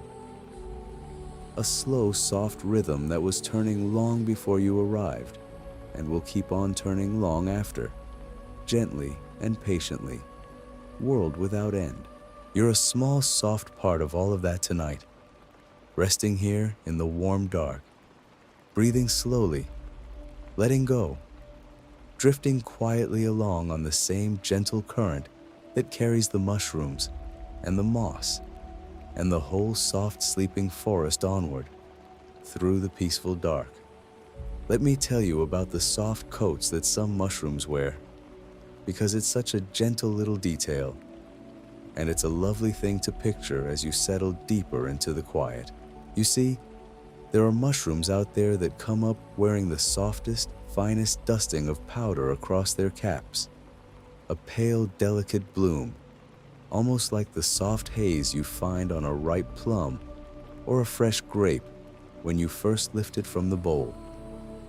And if you were ever to brush your fingertip ever so gently across one of them, that soft powder would lift away like the lightest breath of flower, drifting off into the air and settling slowly back down again.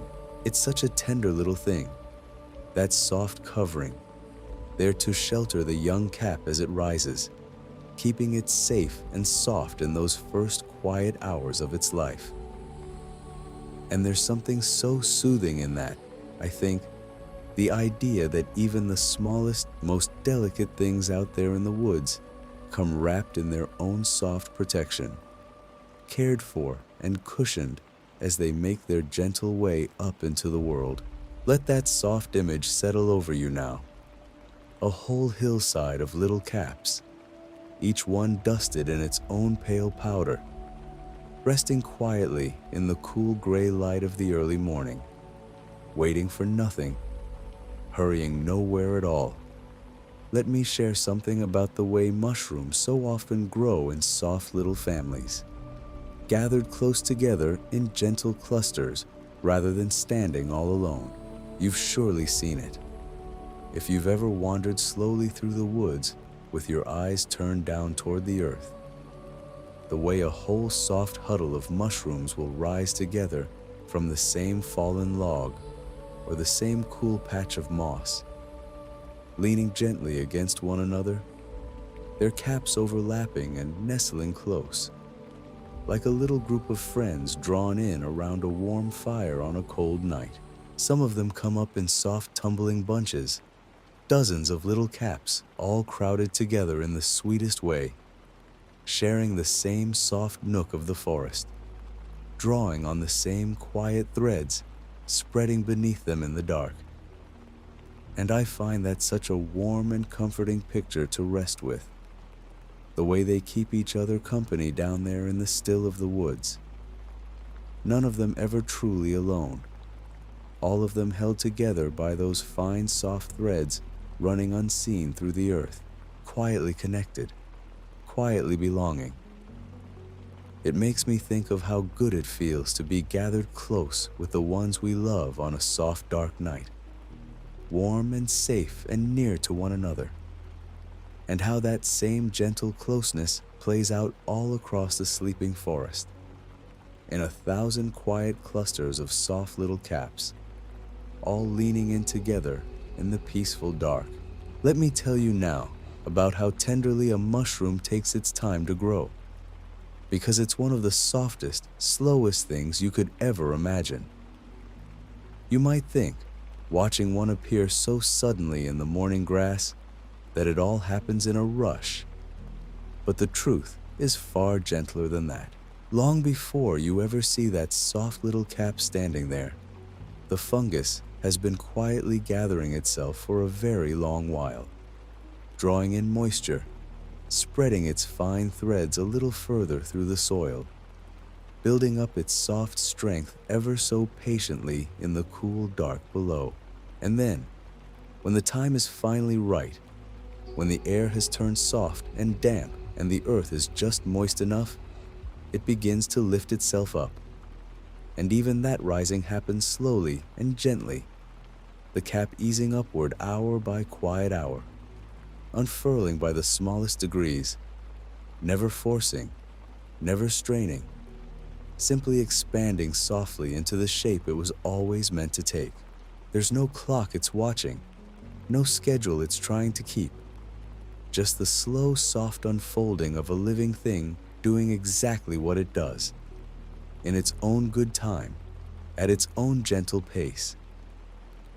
And I think there's such a deep comfort in that, in letting yourself sink into that same slow rhythm now, feeling how there's nowhere you need to rush off to, nothing you need to hurry toward, just the soft, unhurried unfolding of this quiet moment, one gentle breath easing into the next. Let me share something about the softness of the very first light on a field full of mushrooms, because it's one of the loveliest quiet sights in all the world. Picture it for a moment. A wide green meadow just before the dawn, everything still and gray and hushed, the grass soft and heavy with dew, and scattered all across it, standing quietly here and there, dozens of little mushrooms that rose up silently through the night. And as the very first soft light begins to spill in low across the field, it catches on all those little caps, glinting gently on the dew that settled over them, so that each one seems to hold a tiny soft glow of its own, a whole meadow full of little pale lanterns waking slowly into the light. Nothing stirs, nothing hurries. There's just that soft gray turning slowly to gold, and those quiet little shapes standing patiently in the wet grass, having arrived so gently in the dark, while the whole world slept.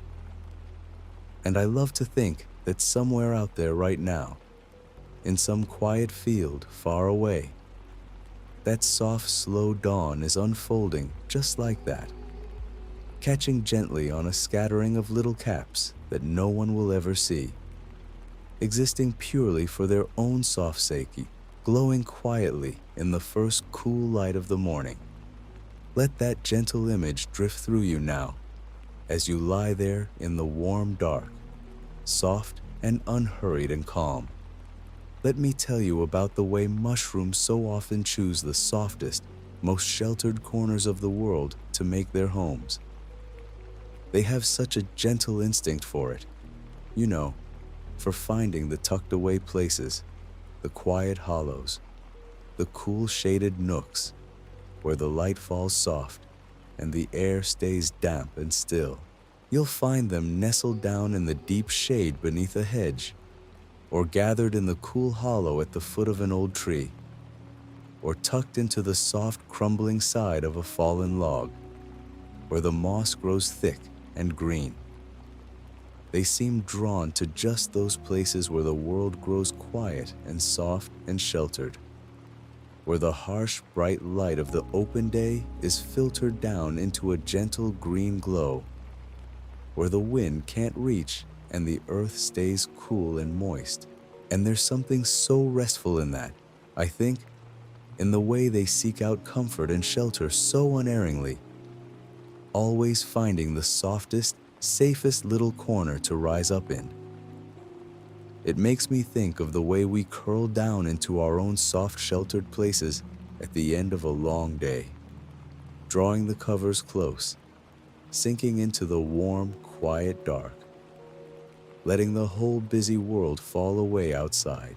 And that's exactly where you are now, tucked into your own soft corner of the night, sheltered and safe and warm, just like a little mushroom nestled deep in the cool green shade, wanting for nothing at all. Let me share something about how quietly the whole soft business of the mushrooms carries on through the winter, when so much of the world seems to have gone still and cold and bare. You might think that everything simply stops in those cold, dark months, that all that gentle life beneath the soil pauses and waits for the warmth to return. But the truth is far softer and more patient than that. Down beneath the frozen crust of the earth, below the fallen leaves and the cold, hard ground, those fine, soft threads are still there, still quietly present, resting and waiting, and holding on through the long, dark cold, keeping the gentle promise of themselves safe until the world turns soft again. They don't struggle against the cold. They don't fret about the passing of the seasons. They simply settle down into a soft, deep patience, slowing themselves right down, resting quietly in the dark until the first warm rains of the spring come easing back through the soil. And I find such comfort in that, the thought of all that quiet life waiting so peacefully beneath the winter earth, unhurried and untroubled, trusting so completely that the warmth will come again in its own good time. There's a lesson in it, maybe, for nights like this one. A soft reminder that rest is its own kind of quiet work, that there's no shame at all in slowing down and settling in and simply waiting for the soft return of the light. Let me tell you about the gentlest thing a mushroom does for the soil beneath it, because it's a soft and generous act that unfolds so quietly that hardly anyone ever notices it happening at all. As those fine threads spread out through the earth, drinking in moisture and reaching gently toward the richest patches of soil, they leave the ground behind them softer and looser and more alive than they found it. They weave their way through the dark, and in doing so, they open up tiny soft channels and passages all through the earth, letting the air move a little more freely, letting the rain soak a little more gently down, letting the whole soil breathe and soften and come slowly more alive.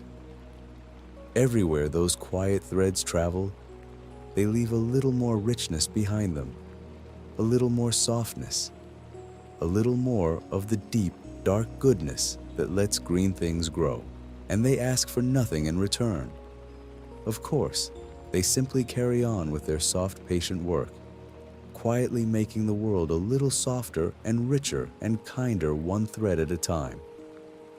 I find that such a lovely thing to rest with in the dark.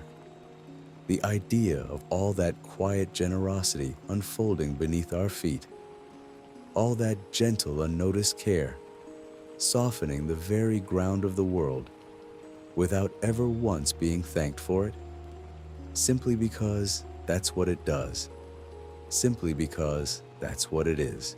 Let me share something about the softness of a mushroom's whole quiet life, the way it never once hurries or worries or strains against anything at all.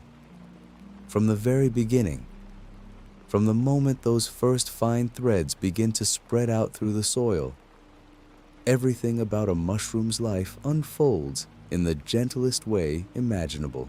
It grows without effort. It rises without struggle. It drinks in the rain without reaching for it. It releases its soft spores without any push or strain.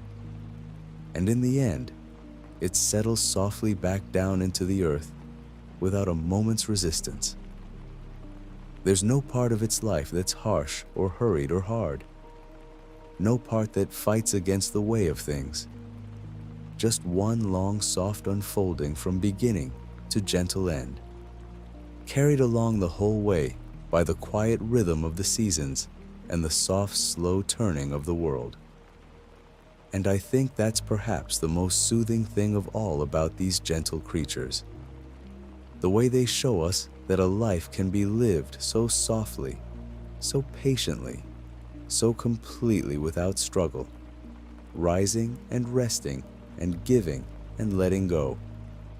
All of it happening in its own good time, all of it perfectly at peace. So let yourself sink a little deeper into that same soft peace now, feeling how there's nothing you need to strain toward, nothing you need to hold on to, nothing you need to do at all but rest here in the warm, quiet dark and breathe slowly and softly, letting each gentle breath carry you a little further down into the deep, calm quiet of the night.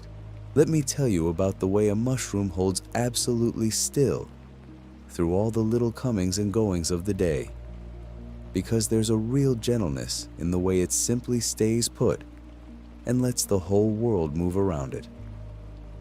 A bird might land on the log beside it, or a soft breeze might come sighing through the trees, or the shadows might swing slowly across the forest floor as the sun climbs and falls. And through all of it, The mushroom just stays exactly where it is, quiet and calm and perfectly content, asking nothing of the day but to let it pass by. It doesn't turn to follow the light the way a flower does. It doesn't lean or reach or stir. It simply rests there in its own small patch of earth, holding its soft shape against the coming and going of the hours. And there's something so soothing in that, I think. The idea of a living thing that has learned to be so completely still, so entirely at ease with staying right where it is, letting the whole restless world hurry on around it, while it simply breathes in the damp and waits. So let yourself borrow a little of that stillness now, feeling how good it is to stay just where you are, sinking softly into the quiet, letting the day carry on somewhere far away, while you rest here in the warm dark, needing to move not one small inch. Let me share something about the soft weight of a mushroom in your hand, or at least the way I imagine it. Because it's such a gentle and surprising little thing, you might expect a mushroom to feel heavy, standing there so solid and firm in the grass. But when you lift one, it hardly weighs a thing at all. So light and so soft and so full of quiet air and water that it seems almost to float in your palm. It's a strange and lovely feeling, holding something that took days or weeks to gather itself up out of the earth, and finding it so gentle and so weightless, so tender against your skin.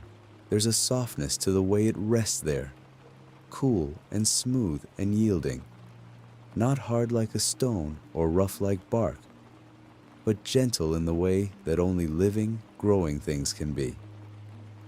And I find that such a peaceful thing to picture. The idea of holding something so alive and so delicate and so light, cradling it there in your open hand, without any need to grip or clutch, simply letting it rest against your palm, the way the night is resting around you now, soft and quiet, and asking nothing at all. Let me tell you about the way certain mushrooms come up along the very edges of the paths that people walk, quietly gathering at the borders of the trodden ground. It's a curious and gentle thing, the way they seem to like those soft margins, the places where the worn earth of the path gives way to the deeper green of the wood, where the light spills in a little more freely, and the soil stays soft and undisturbed. You'll be walking along some quiet trail through the trees, your feet moving without a thought, and there they'll be, tucked just off to the side, a small huddle of pale caps nestled in the grass at the very edge of where the footsteps end. They don't mind the nearness of the path, and they don't mind the passing of the walkers. They simply grow there in their own good time, watching quietly as the world wanders by. And I love thinking about all those small hidden gatherings out there in the dark right now, all along the edges of 1,000 quiet paths, resting in the soft cool of the night, keeping their gentle company just out of sight, while the woods breathe slow and calm around them. Let me share something about the way mushrooms make no sound at all as they grow, because I think there's a deep and lovely peace in that silence. Almost everything in the world announces itself somehow as it moves. The wind sighs through the leaves. The stream murmurs over the stones. The birds call softly to one another through the trees. But the mushroom grows in perfect silence, rising up out of the earth without a whisper, unfolding its soft cap without the smallest sound. All that quiet work, all that slow and patient effort of pushing up through the soil and spreading out into the air, and not a single note of it reaches our ears. It's one of the quietest things there is, this slow, silent growing in the dark. This gentle unfolding that happens without any fuss or fanfare at all, and I find that so restful to sit with as the night deepens. The thought of all that soft, silent growing going on all around us, so calm and so peaceful that it makes no sound at all, simply happening in the hush of the dark, the way the night itself simply happens, quietly and gently, and without the least need to be noticed. Let me tell you about the way a raindrop lands on the cap of a mushroom, because it's one of the softest small meetings in all the world. When the rain comes down through the trees, falling slow and gentle from the gray sky above, some of those drops will find their way to the mushrooms waiting below, landing on their smooth round caps with the tiniest, softest little touch. And the mushroom doesn't flinch or shy away. It simply receives the drop, letting it rest there for a moment before it rolls slowly down the curve of the cap and slips off into the grass, sinking down at last into the soil where the fungus can drink it in. There's such a gentleness in that meeting, the soft rain and the soft cap coming together for just a moment, giving and receiving, and then letting go. And I love picturing all of that happening out there in the quiet right now. All those countless tiny meetings of raindrop and mushroom, unfolding slowly and tenderly all through the dark woods. Each one so small and so soft that no one will ever see it. And yet, each one perfect in its own quiet way. Let me share something about the way mushrooms of the very same kind can look so different from one another. Because there's a soft comfort in that, I think. You might imagine that every mushroom of a certain sort would look exactly like the next. All of them the same shape and the same size and the same gentle shade. But it isn't so at all. One might come up tall and slender, another short and round. One might wear a cap that's opened out wide and flat, while its neighbor keeps its cap still curled and tucked. One might be a little paler, another a little deeper in its coloring, each of them shaped by the particular patch of earth it grew from, the particular way the light and the damp reached it, the particular slow story of its own quiet growing. And I find that such a lovely thing to rest with. The idea that even among things so alike, each one is still gently its own, each one shaped softly by its own small corner of the world, none of them hurried into being the same, all of them simply allowed to grow into whatever gentle shape their own quiet life gave them. Let me tell you about the soft shade that a large mushroom casts over the little world beneath it. Because it's such a small and tender thing to picture. When a mushroom grows big enough, spreading its cap out wide over the grass, it makes a little pocket of shade underneath. A small, cool, sheltered space down there among the blades and the soil. And in that gentle shade, all sorts of tiny lives find a soft place to rest. A small beetle sheltering from the midday warmth, a little snail tucked up out of the light, a drop of dew lingering a little longer in the cool. It's like the smallest roof in all the world, that soft round cap, giving shelter to whatever small creature happens to need it, asking nothing in return, simply offering its quiet shade the way a tree offers its own. And I love thinking about that. The idea of the mushroom as a tiny, gentle keeper of shade, a small, soft shelter in the grass, quietly looking after the little lives that gather in its cool, all through the long, slow days of its brief and peaceful life. Let me share something about the way the fungi keep on quietly working long after the mushroom itself has gone. When a mushroom softens and folds back down into the earth at the end of its short life, it's easy to think that the story is over. But of course it isn't. Not at all. Down beneath the soil, those fine soft threads carry on just as they did before, spreading and drinking and gently doing their patient work, wholly unbothered by the passing of the little cap that stood so briefly above them. The mushroom was never really the whole of the thing, you see. It was only the soft passing bloom of something far larger and far more lasting. A small, gentle flowering above a vast, quiet life that goes on and on beneath the ground. And I find that such a comforting thought to carry into the deep of the night. The idea that beneath all the small comings and goings we can see, there's something patient and enduring quietly carrying on, unhurried and untroubled, going gently about its work in the dark, long after the visible part has softly slipped away. Let me tell you about the way mushrooms so often come up in the soft, low places of the land, in the gentle dips and hollows where the moisture likes to gather and the ground stays cool and damp. Water always finds its way downward, of course, settling into the low, soft folds of the earth, and the fungi love those places, thriving in the gentle dampness that pools there long after the higher ground has dried.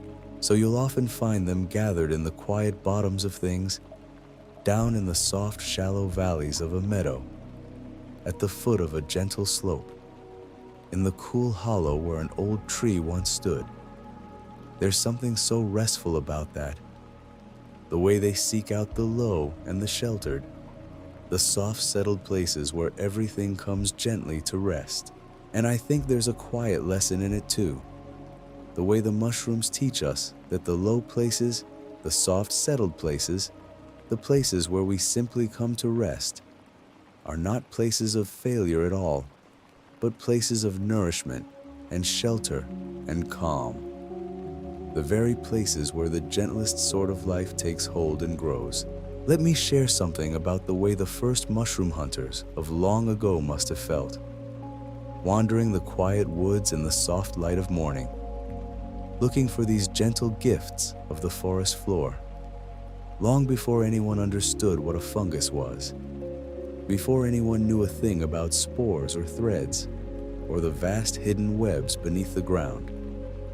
People walked out into the woods and gathered mushrooms, learning slowly and patiently over many lifetimes which ones were soft and good, and which ones were best left alone. It must have been such a quiet, watchful sort of knowledge, passed gently from one person to the next, a matter of soft attention and careful looking, of coming to know the woods so well that you could tell one small pale cap from another at a glance. And I find something deeply peaceful in that. The thought of all those quiet mornings across all those long centuries, all those patient people moving softly through the dawn woods with their baskets, gathering these gentle things by hand, connected to us even now, through the same simple wonder at the soft, strange life that rises from the forest floor. Let me tell you about the way a mushroom seems to belong so completely to the place where it grows, as though it had always been there and always would be. When you come upon one nestled in the moss at the foot of an old tree, it never looks out of place, never looks as though it were dropped there or set down from somewhere else. It looks as though it grew straight out of the heart of that spot, as though it and the moss and the tree and the soft brown earth were all simply parts of one gentle whole. And of course, in a way, they are all of them woven together beneath the surface, all of them sharing the same soil and the same rain and the same slow turning of the seasons. There's such a deep sense of belonging in that. The way the mushroom fits so softly and so perfectly into its little corner of the world, needing nothing more than the place it already is, wanting to be nowhere else at all. And I hope you can feel a little of that same belonging now, lying here in the quiet dark, fitting so softly and so perfectly into this moment, into this place, into this gentle hour of the night, needing to be nowhere else at all, simply resting exactly where you are. Let me tell you about the way the dew gathers on a mushroom through the night, because it's one of the softest, quietest little happenings in all the world. And it goes on unseen while the whole earth sleeps. All through the long, cool hours of the dark, while the air settles and the ground grows still, the tiniest beads of moisture come drifting out of the night and rest themselves ever so gently on the smooth curve of the cap. They gather there without a sound, one soft droplet at a time, until by the first gray light of morning, the whole little mushroom is beaded over with the finest silver, each drop catching the earliest glow of the day and holding it there like the smallest lantern you ever saw. And nobody put them there, and nobody arranged them, and nobody worked at it through the night. It simply happened, softly and slowly, the way so many gentle things happen while we rest. And I find that such a lovely thing to sit with. The thought that all through the hours you sleep, the world goes on quietly gathering its small beauties, laying down dew on the caps of mushrooms in fields you'll never see, asking nothing of you, needing nothing from you, simply carrying on in its soft, unhurried way while you let yourself rest. Let me share something about the way a mushroom sits so lightly upon the earth, hardly pressing down at all, barely leaving a mark on the soft ground beneath it. For all that it rises up out of the soil and stands there through the wind and the rain, a mushroom holds itself with the gentlest touch, resting on the earth the way a leaf rests on the surface of a still pond. There but weightless, present but soft. It doesn't dig in with roots the way a great tree does, doesn't grip and anchor and hold on for dear life. It simply rises where the soil is soft and stands there for its little while. And then, when its time is done, it settles back down again as gently as it came, leaving hardly a trace behind. And there's something so peaceful in that lightness of being.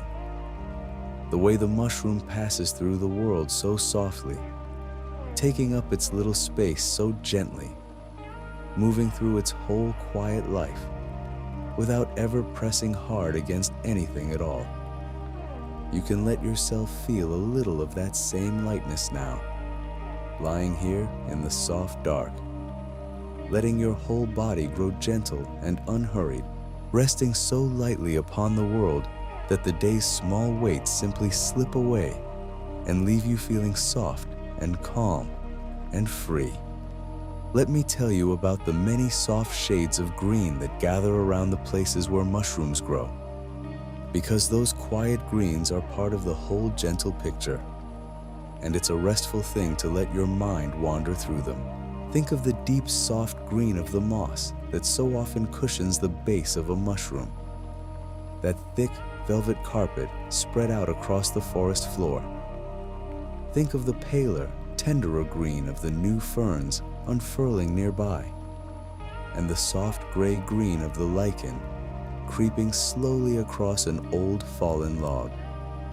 Think of the cool green shadows beneath the trees, where the light comes filtering down through layer upon layer of leaves until it's soft and dim and gentle on the eyes. All of these quiet greens gather together in the places where mushrooms like to live, wrapping them round in a soft green hush, cradling them in a world of cool, gentle color. And I love picturing all of that on a night like this. The mushroom nestled in its bed of moss, surrounded by every soft shade of green the woods can offer, resting there in the middle of all that quiet living color, perfectly at home, perfectly at peace. Let me share something about the way a mushroom cools the little patch of earth beneath it, holding the damp and the shade close to the ground. Where a mushroom stands, The soil just under it stays that little bit cooler and that little bit damper than the ground all around, sheltered by the soft cap above and kept gently moist in the shadow it casts. And in that small cool patch, all manner of tiny gentle life finds its comfort. The little threads of other fungi, the smallest creeping things, the soft, damp-loving mosses that can't abide the harsh, dry sun. The mushroom makes a small, kind haven there, without ever meaning to, simply by standing where it stands and being what it is. And I think there's something so lovely in that. The way a thing can offer shelter and comfort just by existing, just by being softly and quietly present in its own little spot, giving what it gives without effort or intention. The way the gentlest kindnesses so often come to us, unlooked for and unearned, simply because someone was there, being soft and being present, in the right small corner of the world.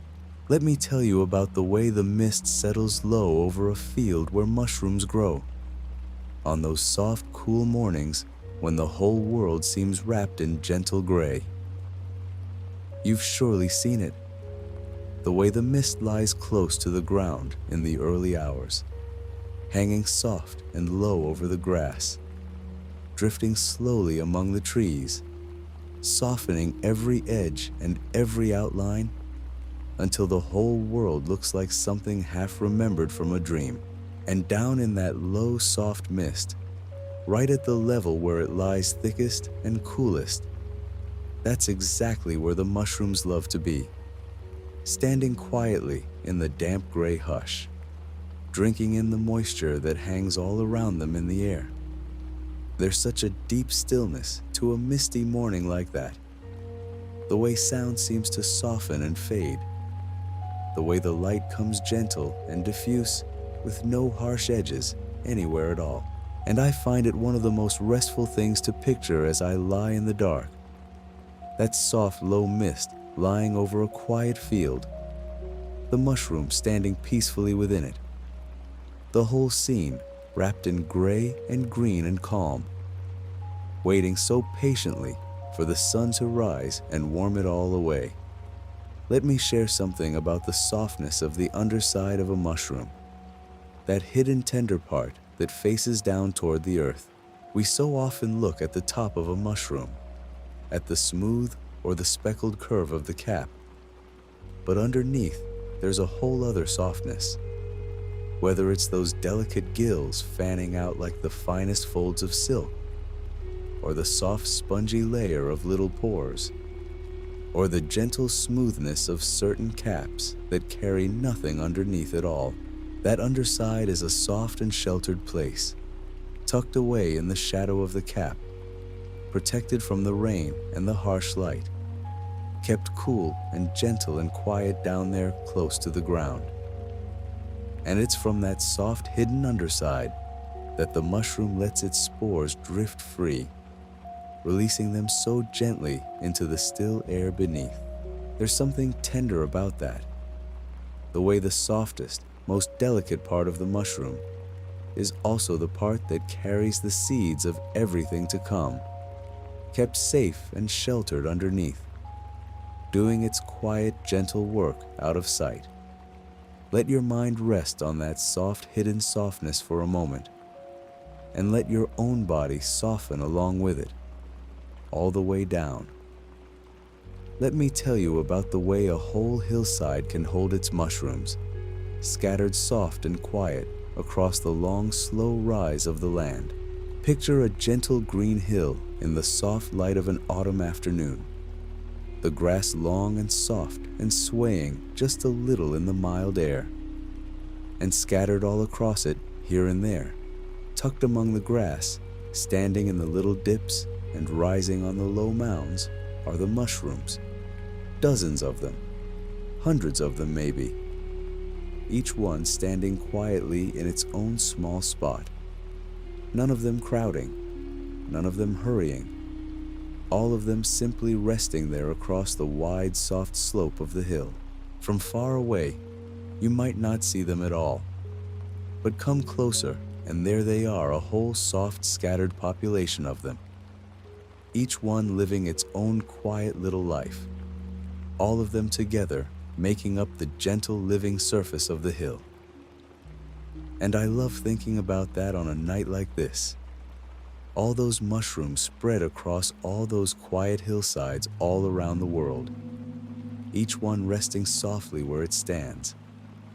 The whole great scattered gentle family of them settling into the dark together, at peace, at rest, exactly where they belong. Let me share something about the way a mushroom greets the very last light of the day, standing there in the field as the sun sinks low and the shadows grow long and soft. There's a particular quality to that late golden light, isn't there? The way it comes low and warm across a field in the final hour before the dark, gilding everything it touches, softening every color into gold. And a mushroom standing out in that light seems to glow a little from within, its pale cap catching the warmth of the setting sun, its soft edges rimmed in gentle gold. It doesn't reach toward the light the way a flower might, doesn't strain to catch the last of the warmth. It simply stands there quietly and lets the light wash over it, taking what comes, resting in the gold of the evening for as long as it lasts, and then settling just as peacefully into the cool blue dark that follows. And that's such a gentle way to meet the end of a day, isn't it? To simply stand still and let the last soft light pour over you, taking nothing, grasping nothing, resting in the warmth while it lasts, and letting it go without a struggle when it fades. You can do the very same thing now, letting the last of the day pour softly out of you, releasing it gently, sinking down into the cool, quiet dark of the night, with nothing held on to at all. Let me tell you about the way a mushroom asks so very little of the world, needing hardly anything at all to live its whole soft life. It doesn't need the bright, warm sun the way a flower does, doesn't need rich, deep soil the way a great tree does, doesn't need much of anything really, beyond a little damp, a little shelter, a little quiet corner to call its own. Give it a patch of soft, rotting wood, a handful of fallen leaves, a cool, damp shadow beneath a hedge, and it will make its whole life there, gathering itself out of the smallest and humblest of things, wanting nothing more than what's already at hand. And there's such a deep calm in that, such a gentle sort of contentment, the way the mushroom lives so simply and so lightly, drawing its whole quiet existence from the little that surrounds it, never reaching for more, never straining after some other place or some other life. It rests content with exactly what it has, exactly where it is. And I hope you can feel a little of that same soft contentment settling over you now, lying here in the quiet with everything you need close at hand, nothing to reach for, nothing to strain after, simply resting easy with the gentle plenty of this one soft moment, wanting to be nowhere else at all. Let me share something about the softness that settles over a whole wood at the very end of the day, when the mushrooms and the moss and the great old trees all sink together into the coming night. As the light fades and the dark comes gently up out of the earth, a deep hush falls across the whole woodland, a soft settling quiet that seems to rise from the very ground itself. The birds grow still, the small creatures curl away into their soft hidden places, and the mushrooms stand there quietly in the gathering dark, doing exactly what they have always done, needing to do nothing more than simply be. The whole forest lets go of the day together, one soft breath at a time, sinking down into the cool, dark peace of the night. And you can let yourself sink down along with it now, joining the great gentle rest of the whole quiet world. The mushrooms and the moss and the old trees all settling into the dark all around you, and you settling down softly right along with them, letting the last of your waking thoughts grow slow and soft and dim, drifting down into the same deep, peaceful quiet that holds the whole sleeping forest in its gentle arms. Let me tell you about the soft way a mushroom shares the ground with the fallen leaves all around it, because it's such a gentle sort of neighborliness, the kind that asks for nothing and gives quietly all the same. When the leaves come drifting down in the cool of the year, they settle over the earth in a soft brown blanket, layer upon layer, and the mushrooms rise up gently among them, pushing their little caps through the soft cover as though slipping out from under a warm quilt. And there they rest together, the leaves and the mushrooms, keeping each other company through the long, slow turning of the seasons.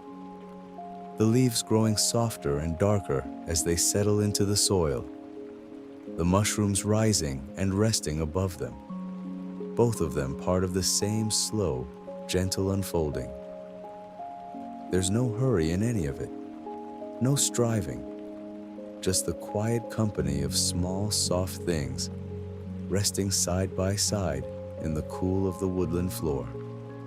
And you can rest in that same easy company now, held gently by the quiet of the night, part of the same soft unfolding of the world, needing to do nothing at all but lie here and let the hours drift softly by.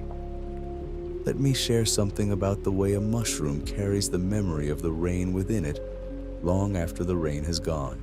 On the days after a soft shower, when the sky has cleared and the sun has come warm and gentle over the field, the mushrooms still hold that dampness tucked away inside them, keeping a little pocket of that cool, wet softness close to themselves, drawing on it slowly through the dry hours.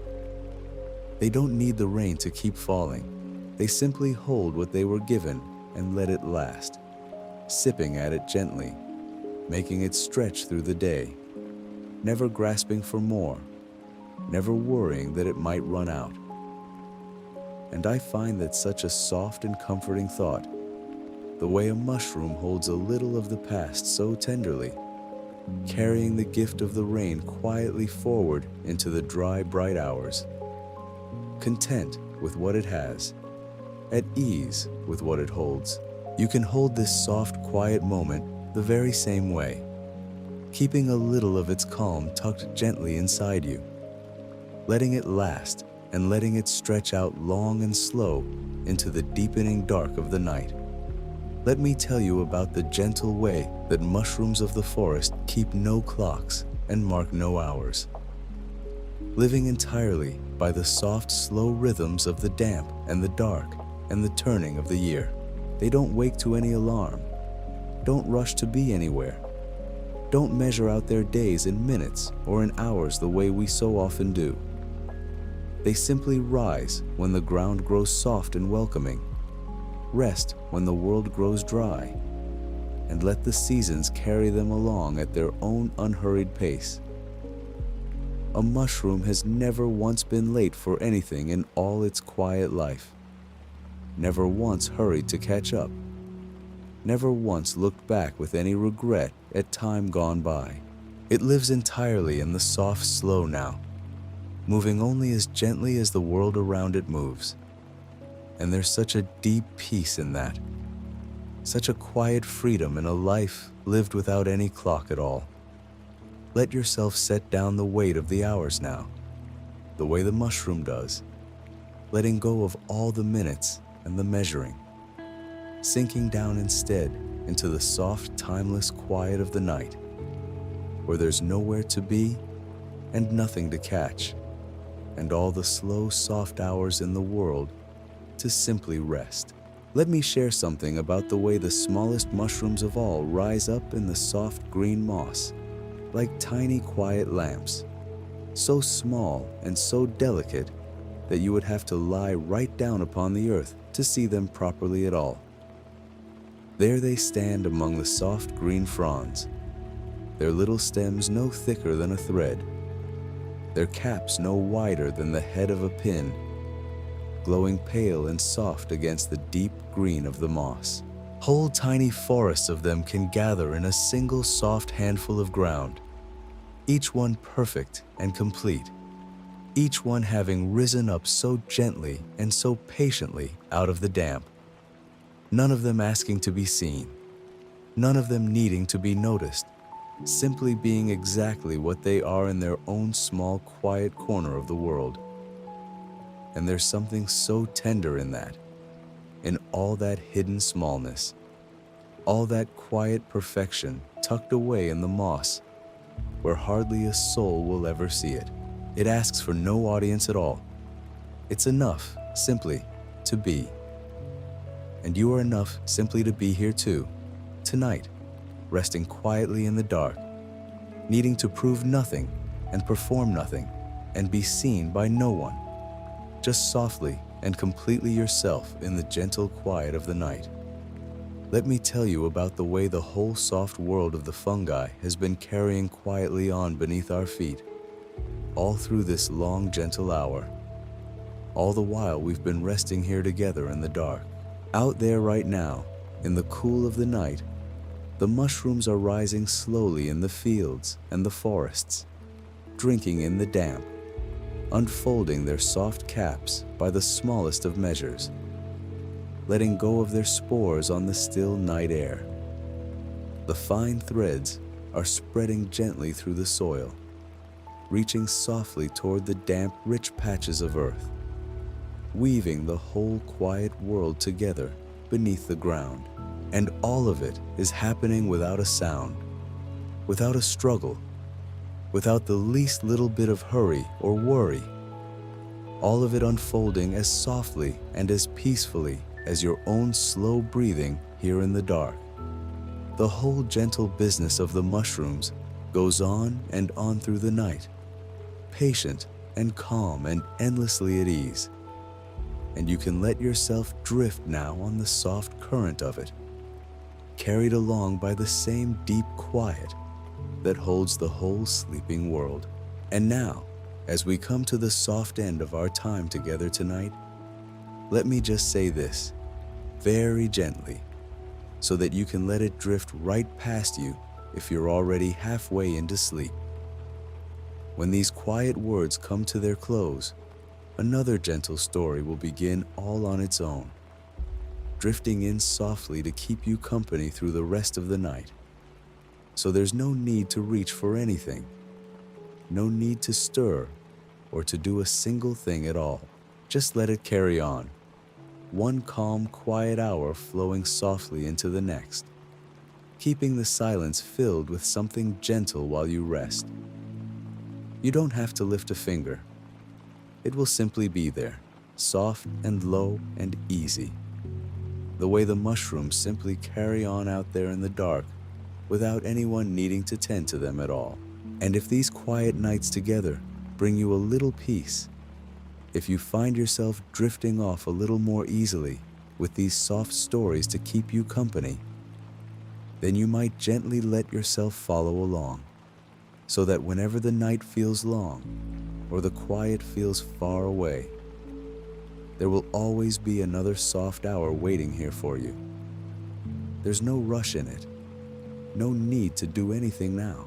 It's just a soft standing invitation, here whenever you'd like it, the way a quiet path through the woods is always there for you to wander down again.